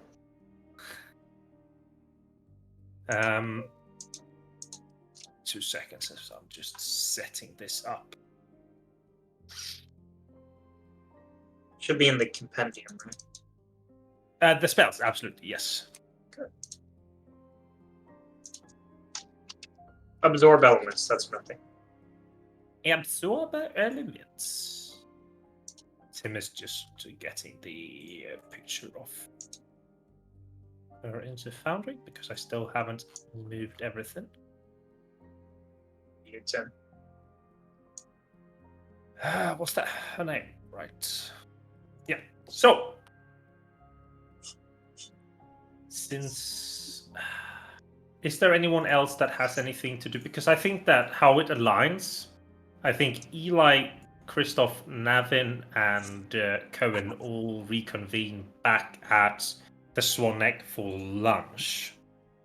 So you would all be there, and would there be anything that you want to discuss, do further on? Yeah, I think Navin would sort of like Now would be broach the. So how are we looking on time-wise? How many days do you need, Kowén, to be able to do the work?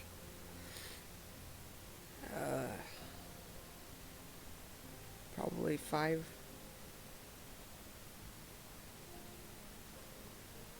I feel I have not a lot to contribute in this manner, but there is something I could do in the meantime. Okay. I have a friend in Telit who might be able to help me gain some insight into the flux forges Anton spoke about. But it is a bit of a travel away. Probably a day there and a day back. And then probably stay for 1 day to consult with my friend, talk and learn more. I would probably be gone for 3 days, but it would be amiss to leave you if I am needed here. Well, I mean, of course, you do what you need to. Do you want me to join you? I think I'll be fine on my own. I have another friend who's also here in town. Who I've met, and he was traveling on his way back from what I can gather. And instead of sending a letter, I might as well bring word myself. But I appreciate the offer, Kowén.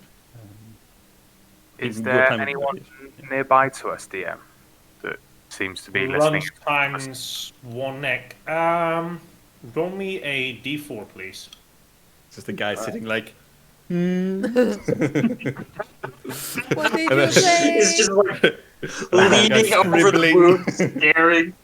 We can move back to the tavern. So I can remove the noise. Oh yeah. What armor did you say he gave me? So I can look at Iron plates. Iron plate. So it's a 16 AC. Yep. I rolled a 1. Yes. So how it would be, I think. Let me move away some patrons. I think you guys now. Garris isn't here, but we'll just have his token. I think we can move. He's here in spirit. Yes, he is. Well, actually, he's probably with Christoph's sister in spirit. He's there in. He's not there, actually. Yeah, I think you boys are having like this part to yourselves, and then I think the nearest patrons would be these two. So you do have some. Am I the only some one privacy. not seeing No, that? we haven't been dragged over. Oh, Bellora still. Fine then. Yeah. There we go. Right on. Okay. Nice. In that case, I'll probably lean in and, in a quieter voice than usual, say, if seeking shards is our objective, we may have need to travel to Telit. Regardless. Maybe I should wait until we leave for Telit then. If it takes us there anyways. I assume it would be the next place to go to unless there are other locations, but you need not say more. Christoph like itching, like I really want to know where these shards are. Yes, well, it doesn't really make a lot of difference right now. We know there's a shard here and we have to get it. He kind of looks to Eli, and we might have more problems. problems.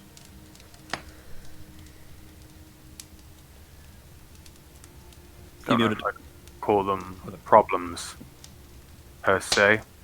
The individual we went to speak with was.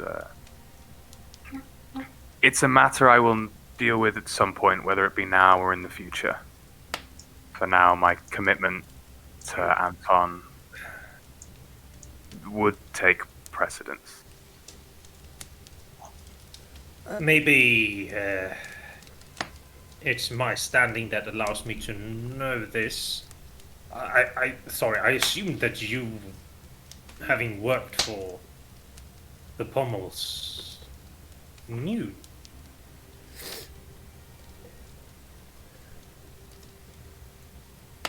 What do you think I knew or know, Christoph? That the Arganza family has been tied together with the Pommels for a long time. They have been, at least on the diplomatic end, the conservative people wanting to make Northern Altwick into an empire of its own. And they've always voted the same.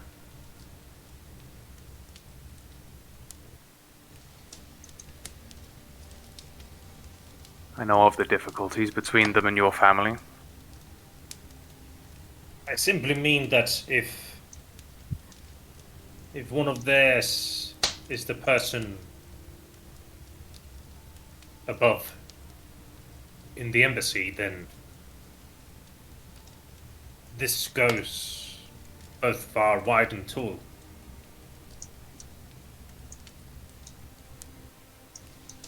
That is my fear, also.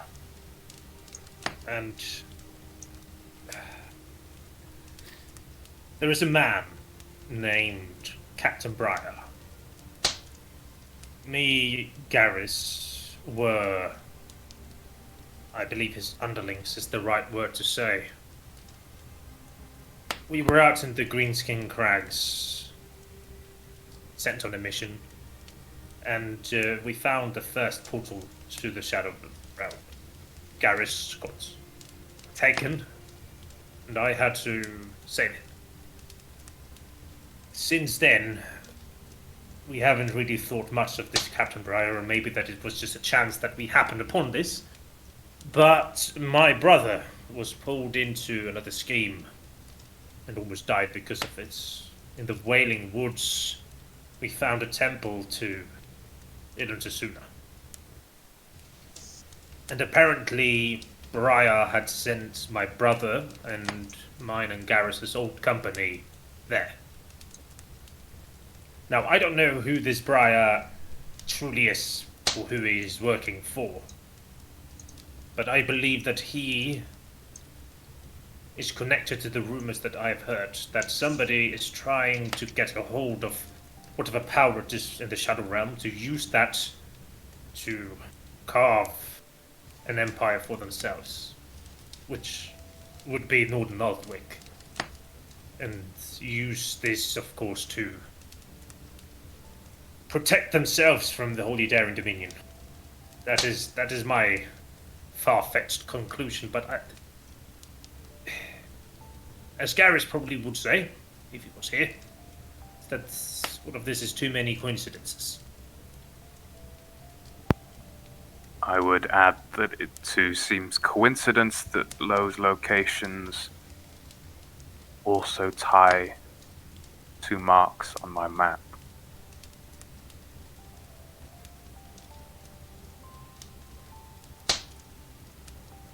Perhaps we focus on your work, Kowén, and after that, perhaps tell it or elsewhere.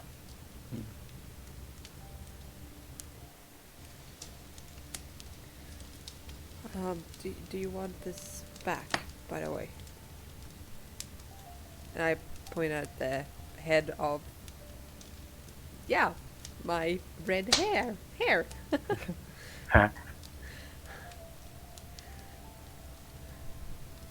Not yet. Keep hold of it, but Thank you. Sure.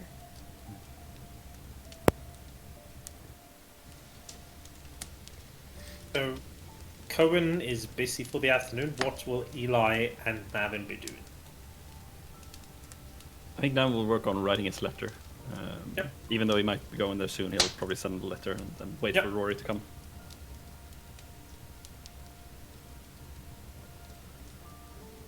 Eli will head near the lethal battle axe. Yep. From a very safe distance, being cautious. He's just gonna like stand near it and just see if he can notice any of the figures that he met. Yep. Dark as it was. Dark as it was, quite a long time ago as well. Yeah. You can roll me a D100. Okay. If it's a 1, we need to like burn dice or something. I'm not sure what the process is at this point. You're spending your day there, and you're not seeing anything other than usual patrons going in and out. The lethal battle axe is definitely a very shitty part. That would be in the like northeastern part of the town, like on the way to the shanty town. None that looks suspicious. However, during the day, you do see these desert guards go into the tavern and come out, 5-10 minutes later. Okay. So, evening comes. We'll just go back here for... Oh, that was the wrong one. I wanted us to go to Bellora.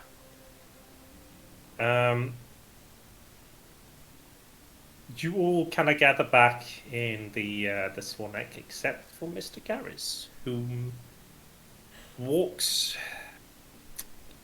I would say it's between giddy, nervous, fearful, almost.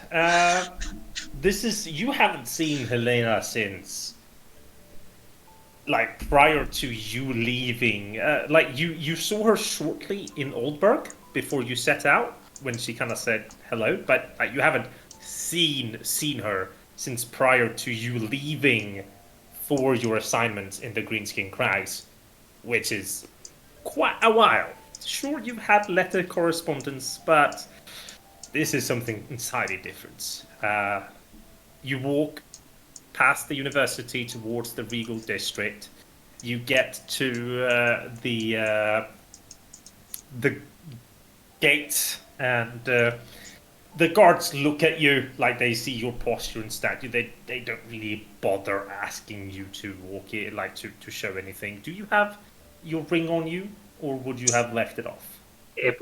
I probably would have been shipwrecked, I'd imagine. If I would have it on me if I was able to keep it. Yeah, I think that you definitely would have it. Yeah. So you walk in through the gates and you walk westward towards the tavern that you are to meet her. You come to the Hissing Crown, which is a like flat, long tavern with a large outer space. It has a small garden with beautiful smelling flowers. You see baristas kind of walking around, serving coffee and ale, and it doesn't seem to be, a tavern, more of a restaurant than anything. Very fine food, it seems to be.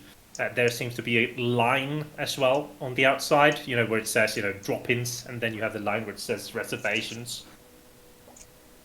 You walk up to the reservations, you see the man kind of look up. Yes, what is your name? Getter Steinhoff, yes, full. Looks. Right. Oh, very beautiful spot that you have come. Let me show you. And he shows you in, and you get to this very pleasant. This is more of Garris' style of tavern, very calm. Everybody chatting in a normal manner, not shouting. Everybody isn't shucking drinks and such. Probably a lot of traders and important common people who have a lot of money and are sitting in discussing trading deals and blah blah blah blah blah. You find in the centerpiece a glass staircase that leads up. And as you get up, there seems to be like 4 booths. As you open them, one of the booths, or the man does, you see this beautiful, one of the walls isn't there, so it's just an outlook over the city. There's, flowers on the side, there's lit candles, there's in the corner, there's even a minstrel sitting and kind of just strumming several instruments and being ready to play probably anything of wish. Kind of, shows you up, pulls your seat out. Do you know when the lady will be here? Or... A few minutes, I believe. Something in the order of half an hour. Can we, what wine selection do you have? Oh, everything is paid for. That's excellent. Could you get some Châtel for us, please? I believe that she'll like that. And nods. I can bring up a few bottles. And he kind of hands you a little bell. Just whenever you need us, just ring this. And if you don't want the maestro, you can just tell him to leave. He is proficient in 8 different instruments and any type of music from whatever country it is that you want to hear. We have, and he shows you lifting the tablecloth.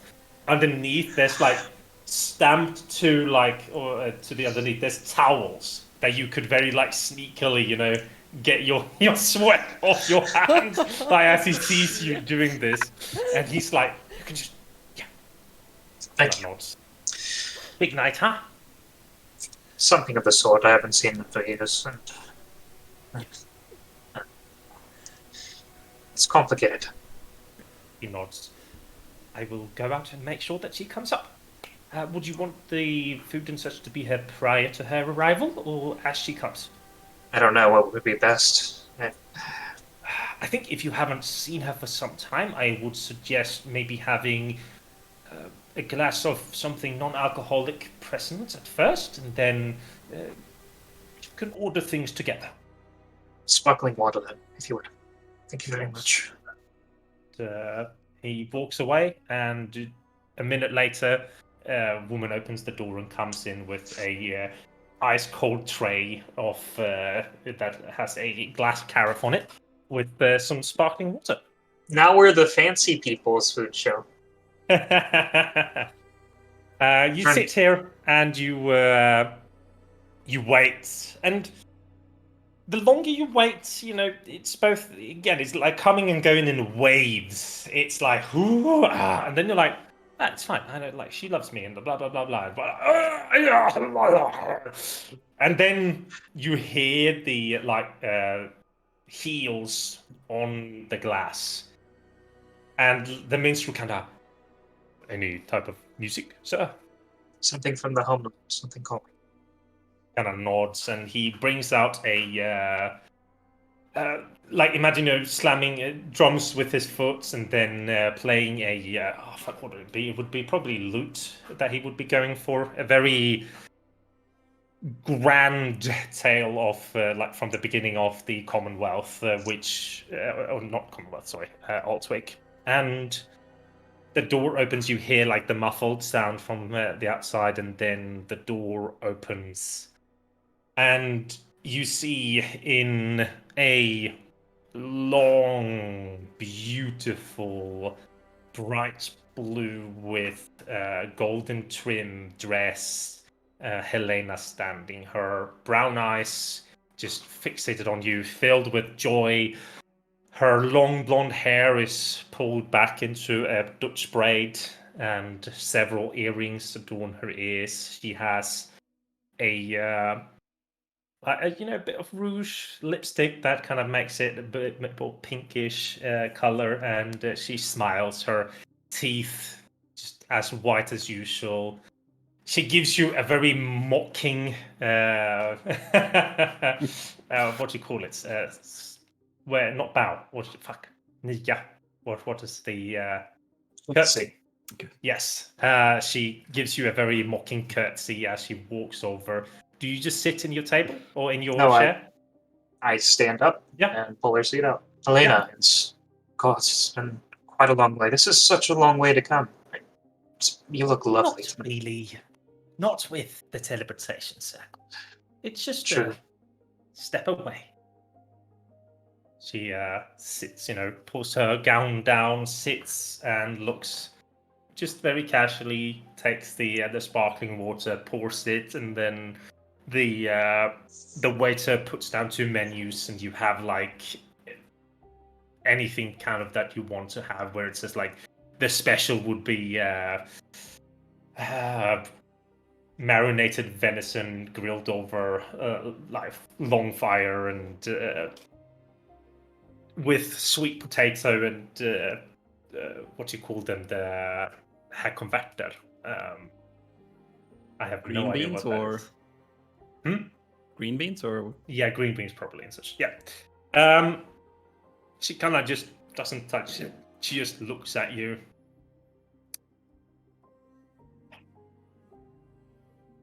What have you been up to?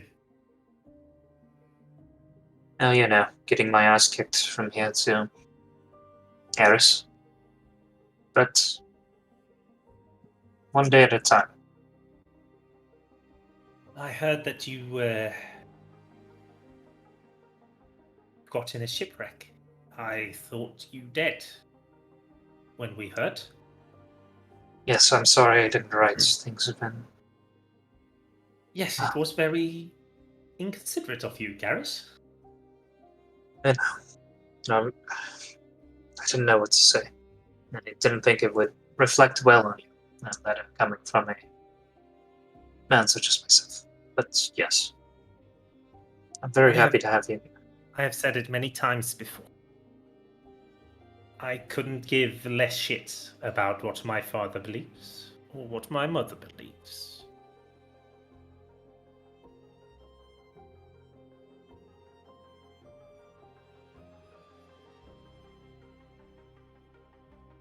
Thank you, Elena. When are you going to get it in your thick head that the only man I want to live with and love is you, Gary Steinhold?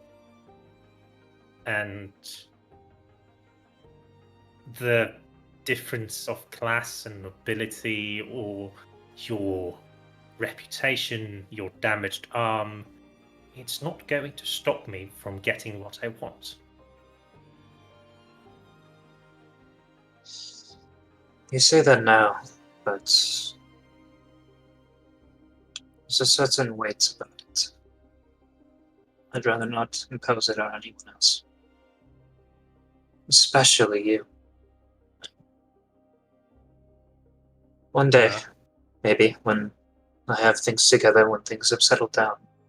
But, gods, it's hard to speak on. I don't... Why? For things. What did you say? Sorry, you're mumbling too much in your mustache. Sorry, my bad. I just... Why, of all people, is... Why you? I suppose so.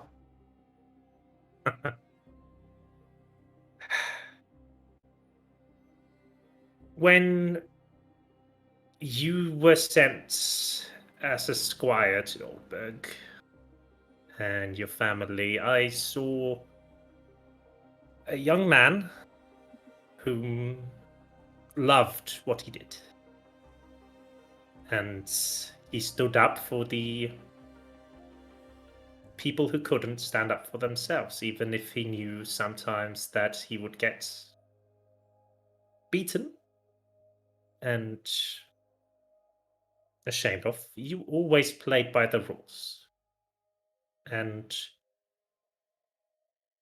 I think that your considerate nature, your thoughtfulness, your smile whenever it shows. It's all cut just together something that I've fallen for. When you were damaged, you lost what you loved. You lost your future. You lost your family. And my parents forced you to lose me. Any weaker man would have ended their lives. Anyone could have simply done less. But you're a fighter, Garris. And you're still fighting for other people than yourselves. You're always caring for more people than you. And you don't seem to understand ever why something good can happen to you. And that is why I love you. And I don't care if it takes another 5 years. By the end, you will be married to me.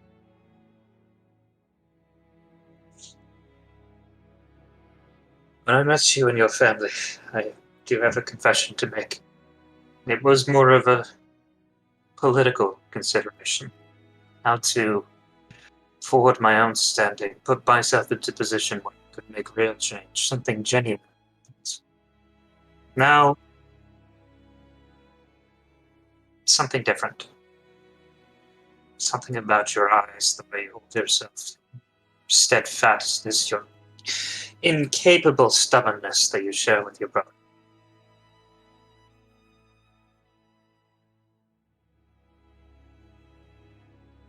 Won't ever let you go or lose you, and I reckon that's why I keep refusing.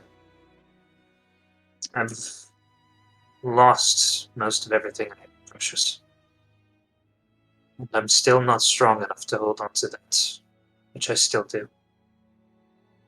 She extends her hand and puts it on your cheek. Then I'll be strong enough for us both.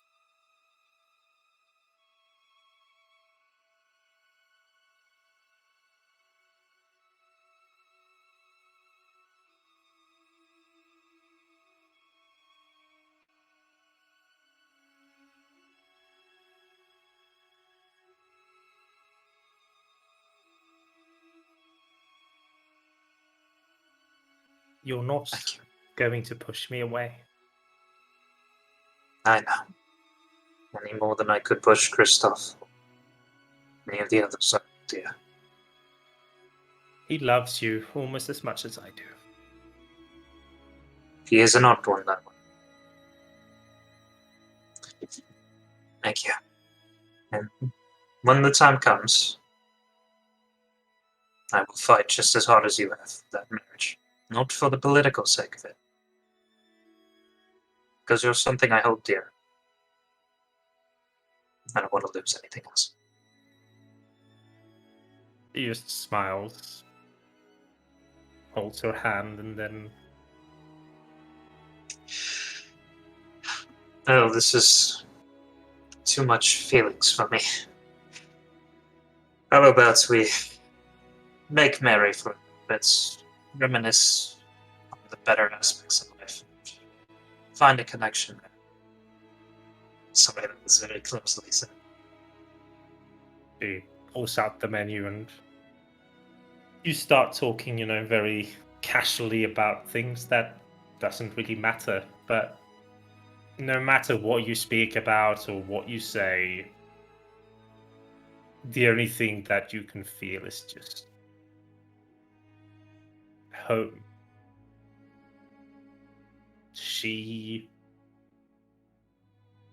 Her expressions, her smell, her way of speaking, everything just screams of home to you.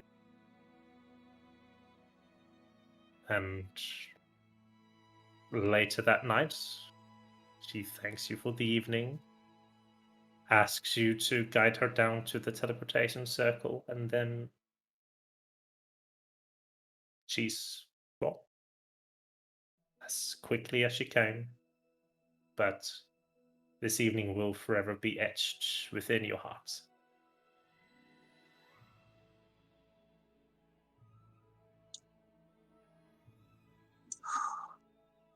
Make my way, reluctantly, make my way back to the tavern. Yeah. I think you'd get into a less fierce drink-off between Navin and Christoph. Yeah. Kowén drinking. Return the clothes to. I mean, it depends. It depends on them. If they They tell are me not to telling drink, you to drink. There's a drink on the Well, table. Do you yeah. take it? yeah, I do. Okay. Yes, I do. Nice. So you come back to everybody being a little bit tipsy.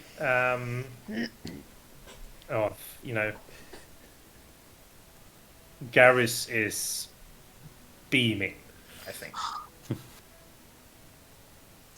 Hey, I told you, he got laid. It's good to see all of you. Look good, guys. Christoph, I don't think he's returned. I don't know how to read. That was. I don't know how to read any of it. I'll take care of it as best as I can. And The only thing I want in repayment, friend, is when you are put upon the mantle of power, I suppose, whatever you want to call it, that you use your knowledge and you don't rule like a shithead. Make the world better, I suppose. And I suppose I have to give you one of these as well. If you ever do something stupid to my sister, I'm gonna take your toes, I'm gonna place them within a mimic. if I ever do something to my sister, to your sister, I encourage you to do worse than that. Yeah, like, that's not even gonna do anything. Like, toes, you Imagine can if run. you didn't have any toes, Kowén. You How would can- you walk? I can fucking imagine it because I've been without shit all the time because this guy did some real horrible fucking shit. So, what you're gonna do is that you're gonna say that I'm gonna rip your fucking tongue out and make you eat it. That's the worst thing. That is a threat. Ella looks around. Oh, I sure as hell don't want to mess with drunk Kowén. Don't take any of us. Hey, what? I'm not drunk. What? I'm not cold. What? It's a good thing you're on our side. Yeah, I know, right? I look so Slap fucking him on the back and just like hideous. drink more. Like, Yeah. Do you Pour over want some your more. hat back now, dude? Cause like, it's totally fine. Like, I feel great. All right. Okay. Mm. Always here if you need it for the next few days. Yeah. Yeah. Garris, when you were out doing things with my sister, we were speaking about a possible trip to Tenet. There seems to be things that we need there.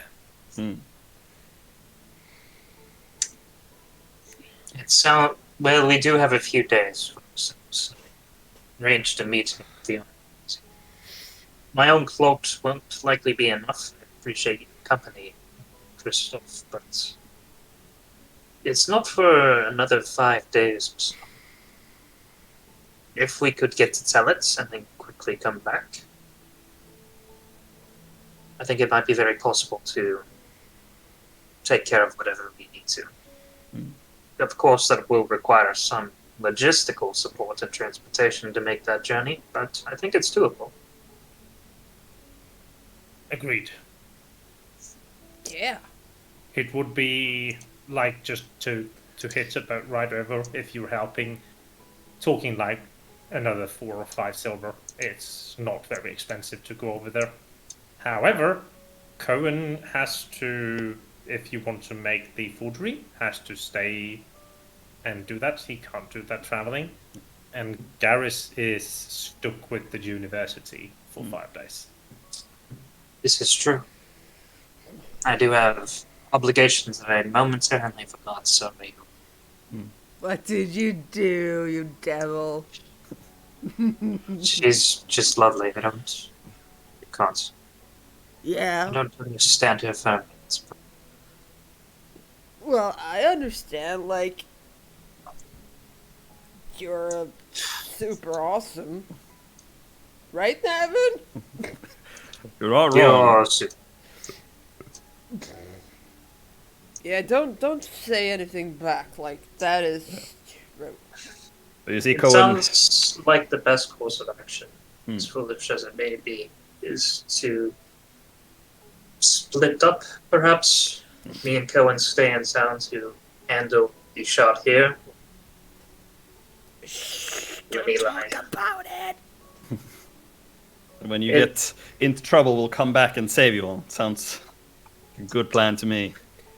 The one issue is we could stay in the city also and move together, but I don't want to risk shots being picked up. In any rate. If one of us gets picked up, we can help each other. If everyone gets picked up, we're all stuck in the same cell, naked and afraid like last time. What about you, the new guy? What do you want to do? Like, I wouldn't be opposed to company, but I'll be fairly busy over the next week here. I think splitting up, at least for the moment, is perhaps the best course of action. yeah. In truth, I'm unsure where to go. Yeah. You have concerns over the prince, I think.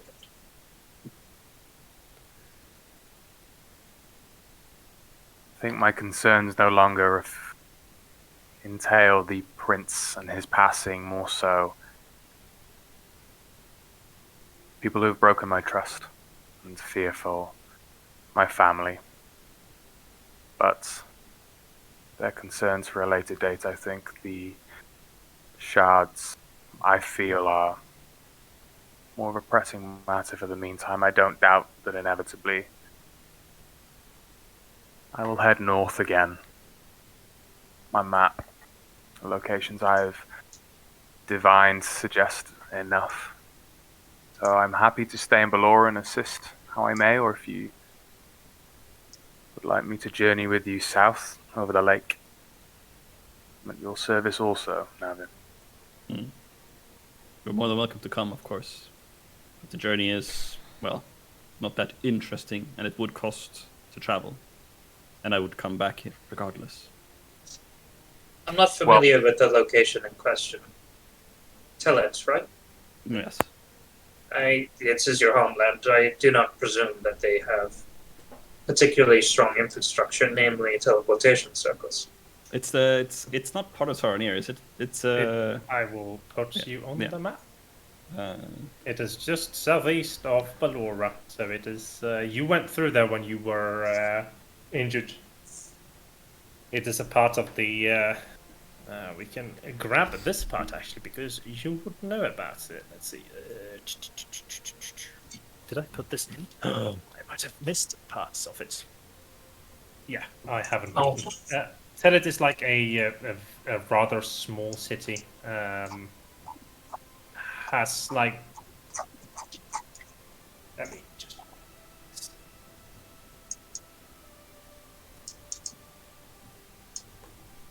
has 15 million bears that dance all on the I guess it's like more like a harbor town where a lot of people traveling to Bellora realize that going around this water, pretty bad idea. It would be nice if we had boats we could park here. Hey, look, someone built a dock. And then it's like a major travel. What are you talking about? You just swim It is a very docky place. I'm just gonna pull 110 kilometers. That's not that far. Nope. Oh, you can get that done in a day. Yeah. 110 With kilometers, yeah. Uh, You don't need a dock. Yeah, just park the ship on the shoreline. Well, there are 50 beach ships here. Oh, we just use them once, and then, you know. Just saran wrap, just take one out like, hey, waiting someone- the thing, since Navin has spent a lot of time with this the knowledge privy to you guys. It does seem like you have business here regardless, right, Eli? Ah, I actually have the name there. There are issues I could follow up on, but I'm not sure if they would bear any fruit, nor if they would simply put yourselves in any danger. We can handle that service pretty well. In any case, Jorgak is his name, by the way. Oh, okay. So I actually have written it. It's just Alright. me. is Dock.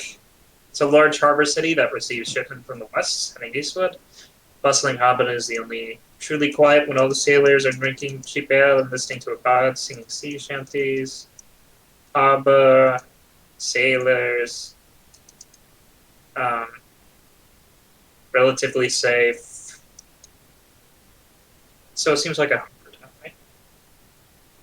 Indeed. Yeah. Sorry for. I feel bad. This was really well written, and I just skimmed over it in the previous way. I mean, it's there, and it's like if you want to have more information, you can read it, or you don't have to. I'm skimming. What do you intend to do, Christoph?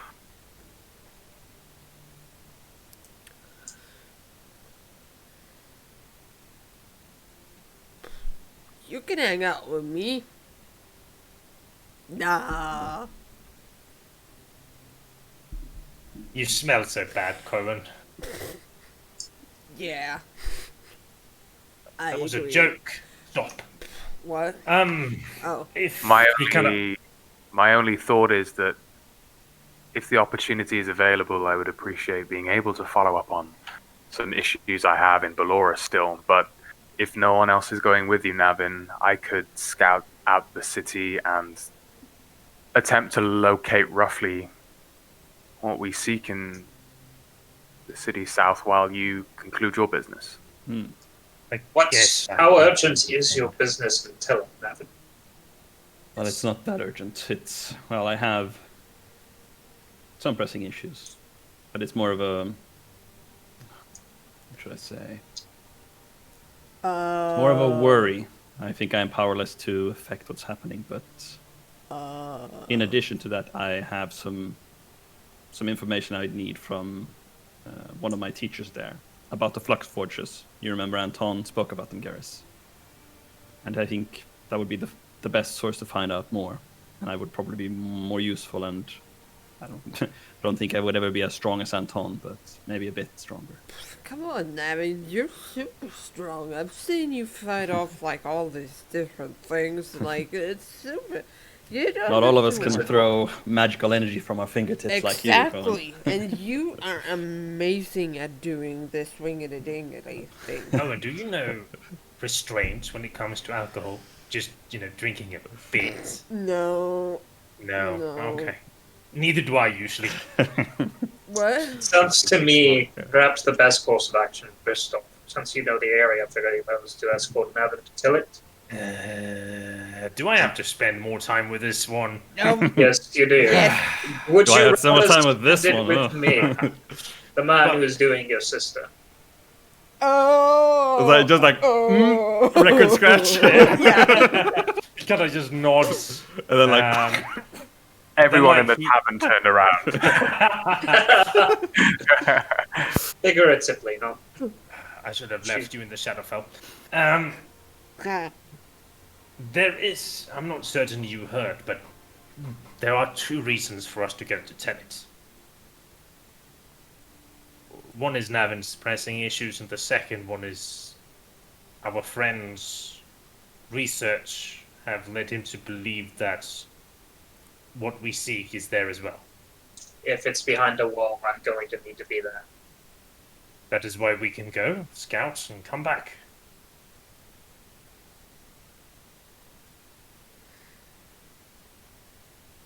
What are your thoughts, Navin? Are you good to... I would like the company. It is, I have another friend who's also traveling there, so it would still have someone to talk to, but it's always nicer to be more people.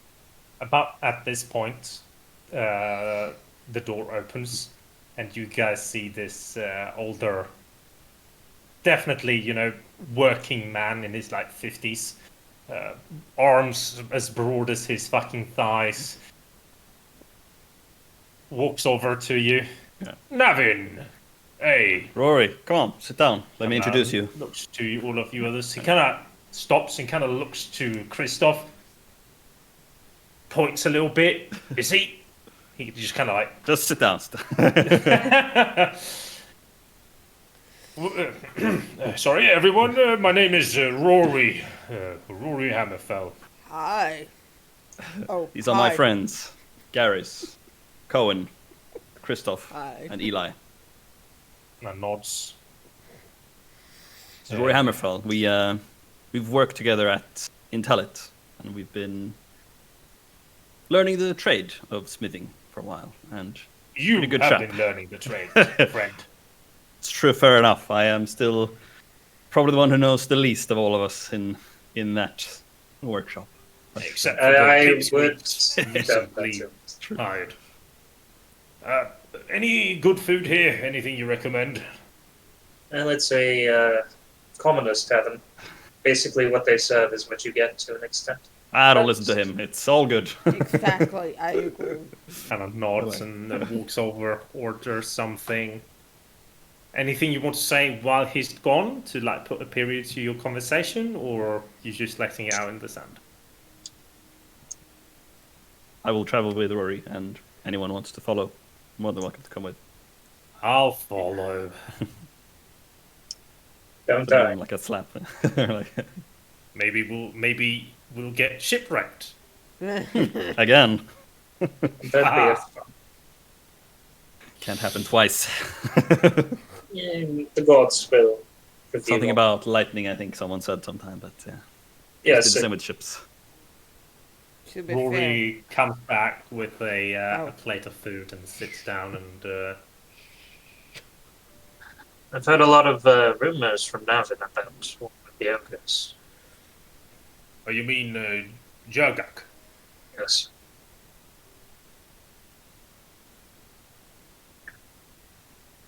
Not much to be said about it, I guess.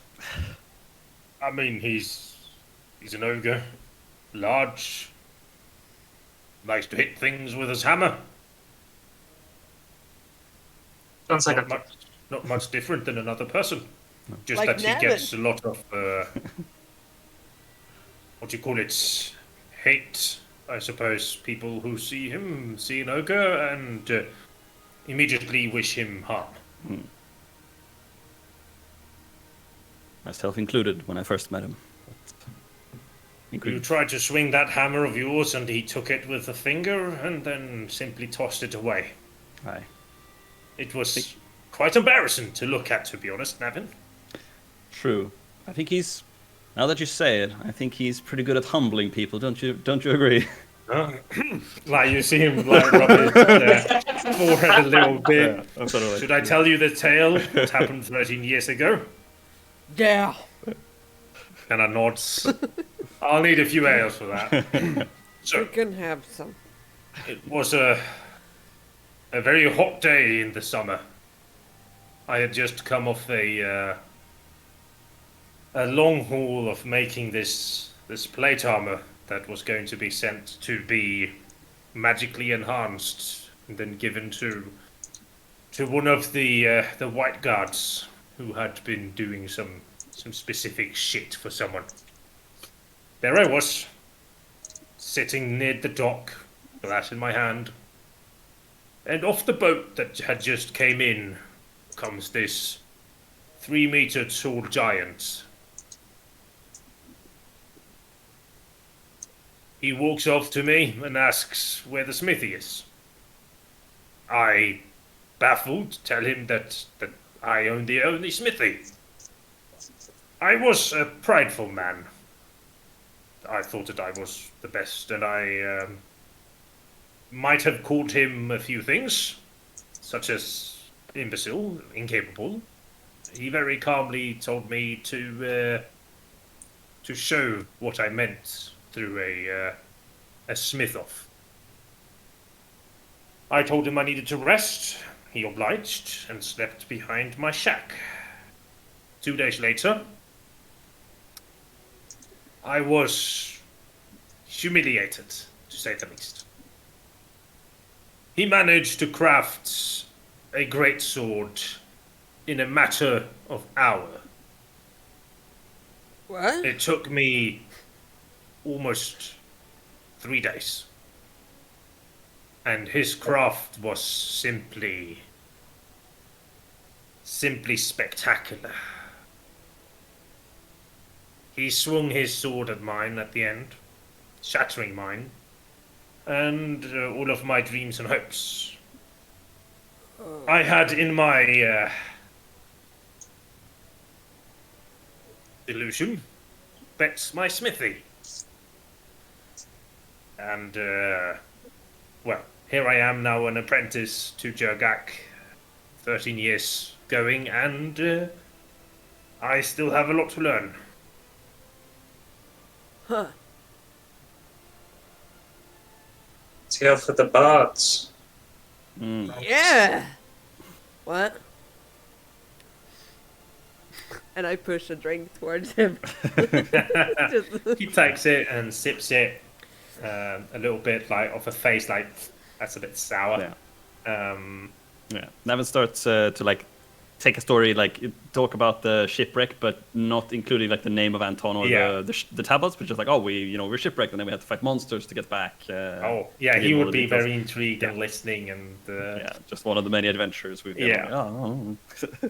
So, Navin, you coming then tomorrow? I will. Good. I will Good. come with you. I think maybe a few people will follow along as well, but not everyone. We still have some business. Kind of raises his hand. Again, like he kind of looks now with a few drinks. Sorry, I must ask. Your hair is you have. Kind of just nods. Yes, I am. No, you don't need to. Just behave normally, please. He's very touchy on that, so don't do that. At least not as touchy as you are in your sleep, Kowén. I've felt your hands. What?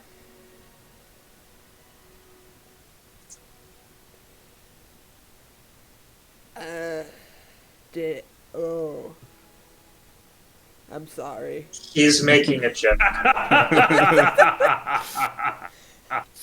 Oh. That was a good one. You bastard! And I... You really should consider shaving it off, Christoph. It seems to cause you more trouble than you seem to want to. Good. I can see a few strands actually starting to fall off. Might as well get it over with in the meantime. I could never do without my hair, to be honest. It's who I am. Yeah. You'd be surprised. You can lose a part of yourself and still be... Well, since we're up early in the morning, I'm going to go to sleep. Yeah, it's not easy being a lord and stuff. You can't handle your drink. I know, it's okay. Good night. He kind of turns like he's gonna wait. Sorry, Kowén. And then he puts his hand in this one. I have something for you. Yeah. I forgot to give it to you earlier yesterday. Oh, is this so? Yeah. I got it for you too. There we go. Pa. Garris will follow Kristoff briefly as he gets up to go to bed. Yep. Could I have a word for him? One or several? It won't take 5 minutes. Fine. Thank you. Walk up the second stairs and walk to like the better suite. And, I wasn't quite done yet. I'm assuming I hadn't- that we can speak in the bedroom. Yes, that will work as well. You walk up and he walks in and just kind of throws himself on the bed. Her parents would not approve. But you have contact with them. I want to... It's not right for me to just leave her hanging. I don't know what day I'm going to die, where she needs to know a lot. And how can I write to her without outside interference? Is that something you could arrange? I mean, I think that the couriers can take your letters. Most of them use the transportation service. It will be a bit more expensive than usual, but you'll eventually get there. I don't want to come strong, but... Oh yeah, for that matter. I mean, I don't think that there's anything you can do that will make it better until my parents die, to be honest. So, you can either kill them, and then we're done with this, so we don't have to go around doing this, but until they are kicking the dust, so to say, no matter what you do, who you become, they will hate you. And you will cause whatever trouble it is that you're causing, but it doesn't matter. Send her the damn letters. Let that be it.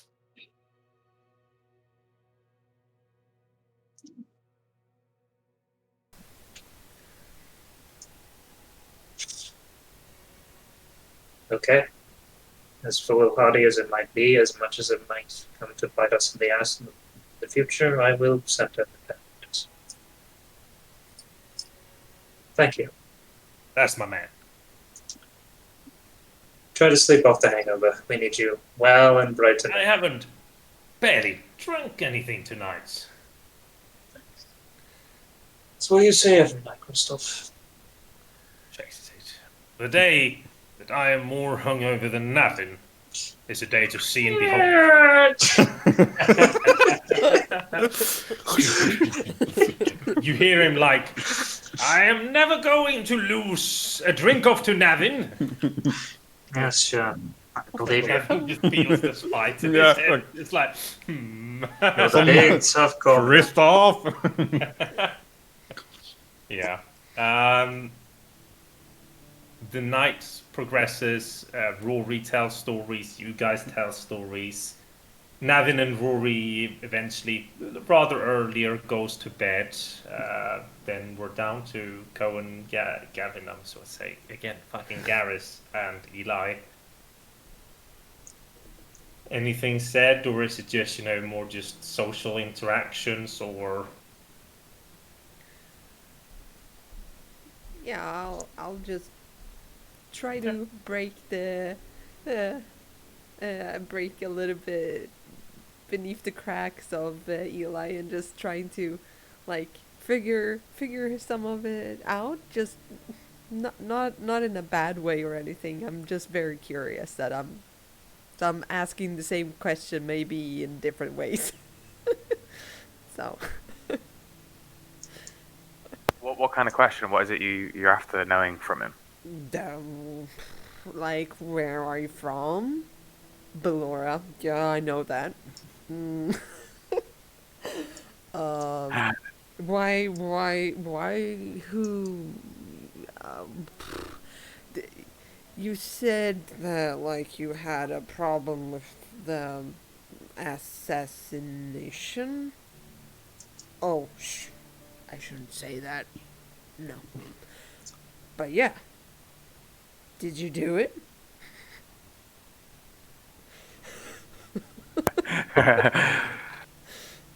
You see, he's cautious. He's not really letting his guard down yet, but It's okay.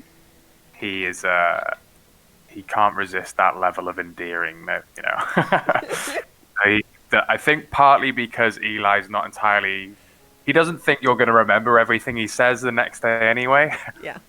So he says, "No, I didn't assassinate the prince. I'm from Hugelsberg, Hugo's. What's that? just Where a is that? city to the north of here. Oh, I had to flee. why? Wanted to save the prince. If nothing else, I found out who was going to try and attempt on his life and wanted to help. I've traveled too far, met too many people across too many lands to be okay with the level of instability his assassination would create. But Oh. I failed. And that's for me to live with. No, I mean, no, that's not on you. I don't think so. Like, no. Like, you did your best, right? You seem like a very good guy, so. And I mean, you left your home to protect somebody else. I mean, that is like the best thing you could do, right? So. But why are you still here then? If you got a family waiting for you, why are you not going back?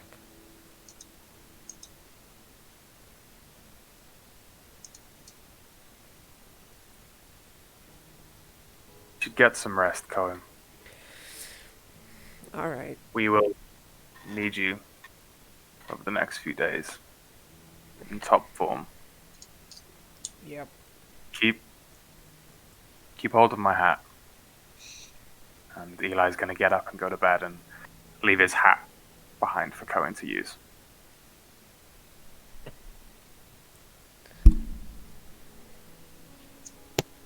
Okay. I think we are going to do a. I'm wondering. Do a flip? No, I'm wondering Do a where barrel roll. to end because we're kind of splitting off. No! But that also means next session will be starting split off unless me and Simon does a solo session. Yeah, but we could do that if you want. So Yeah, I think- so we're more effective when we're all here. Yeah. Yeah, I think that works the best. Yeah. So maybe. I guess I should say it depends on when you have time as well. I don't want to assume you have as well. You know. Because I am. Yeah. Oh, so Yeah. 5 in the Actually, morning. this- Yes. This feels like a good place to leave off.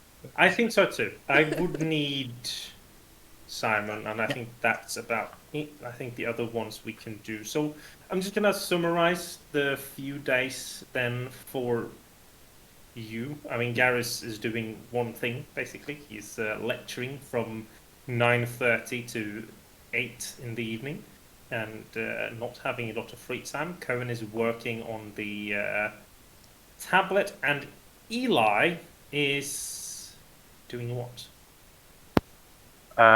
He's probably going to want to track down where Jamal Gamst. Arganza. Arganza, that's the one. Where he kind of lives and works. Yep. Not to make contact, Mm-hmm. but just to locate him. That wouldn't take too long. Anything more you would do? Imagine you have 5 days at this point. Okay.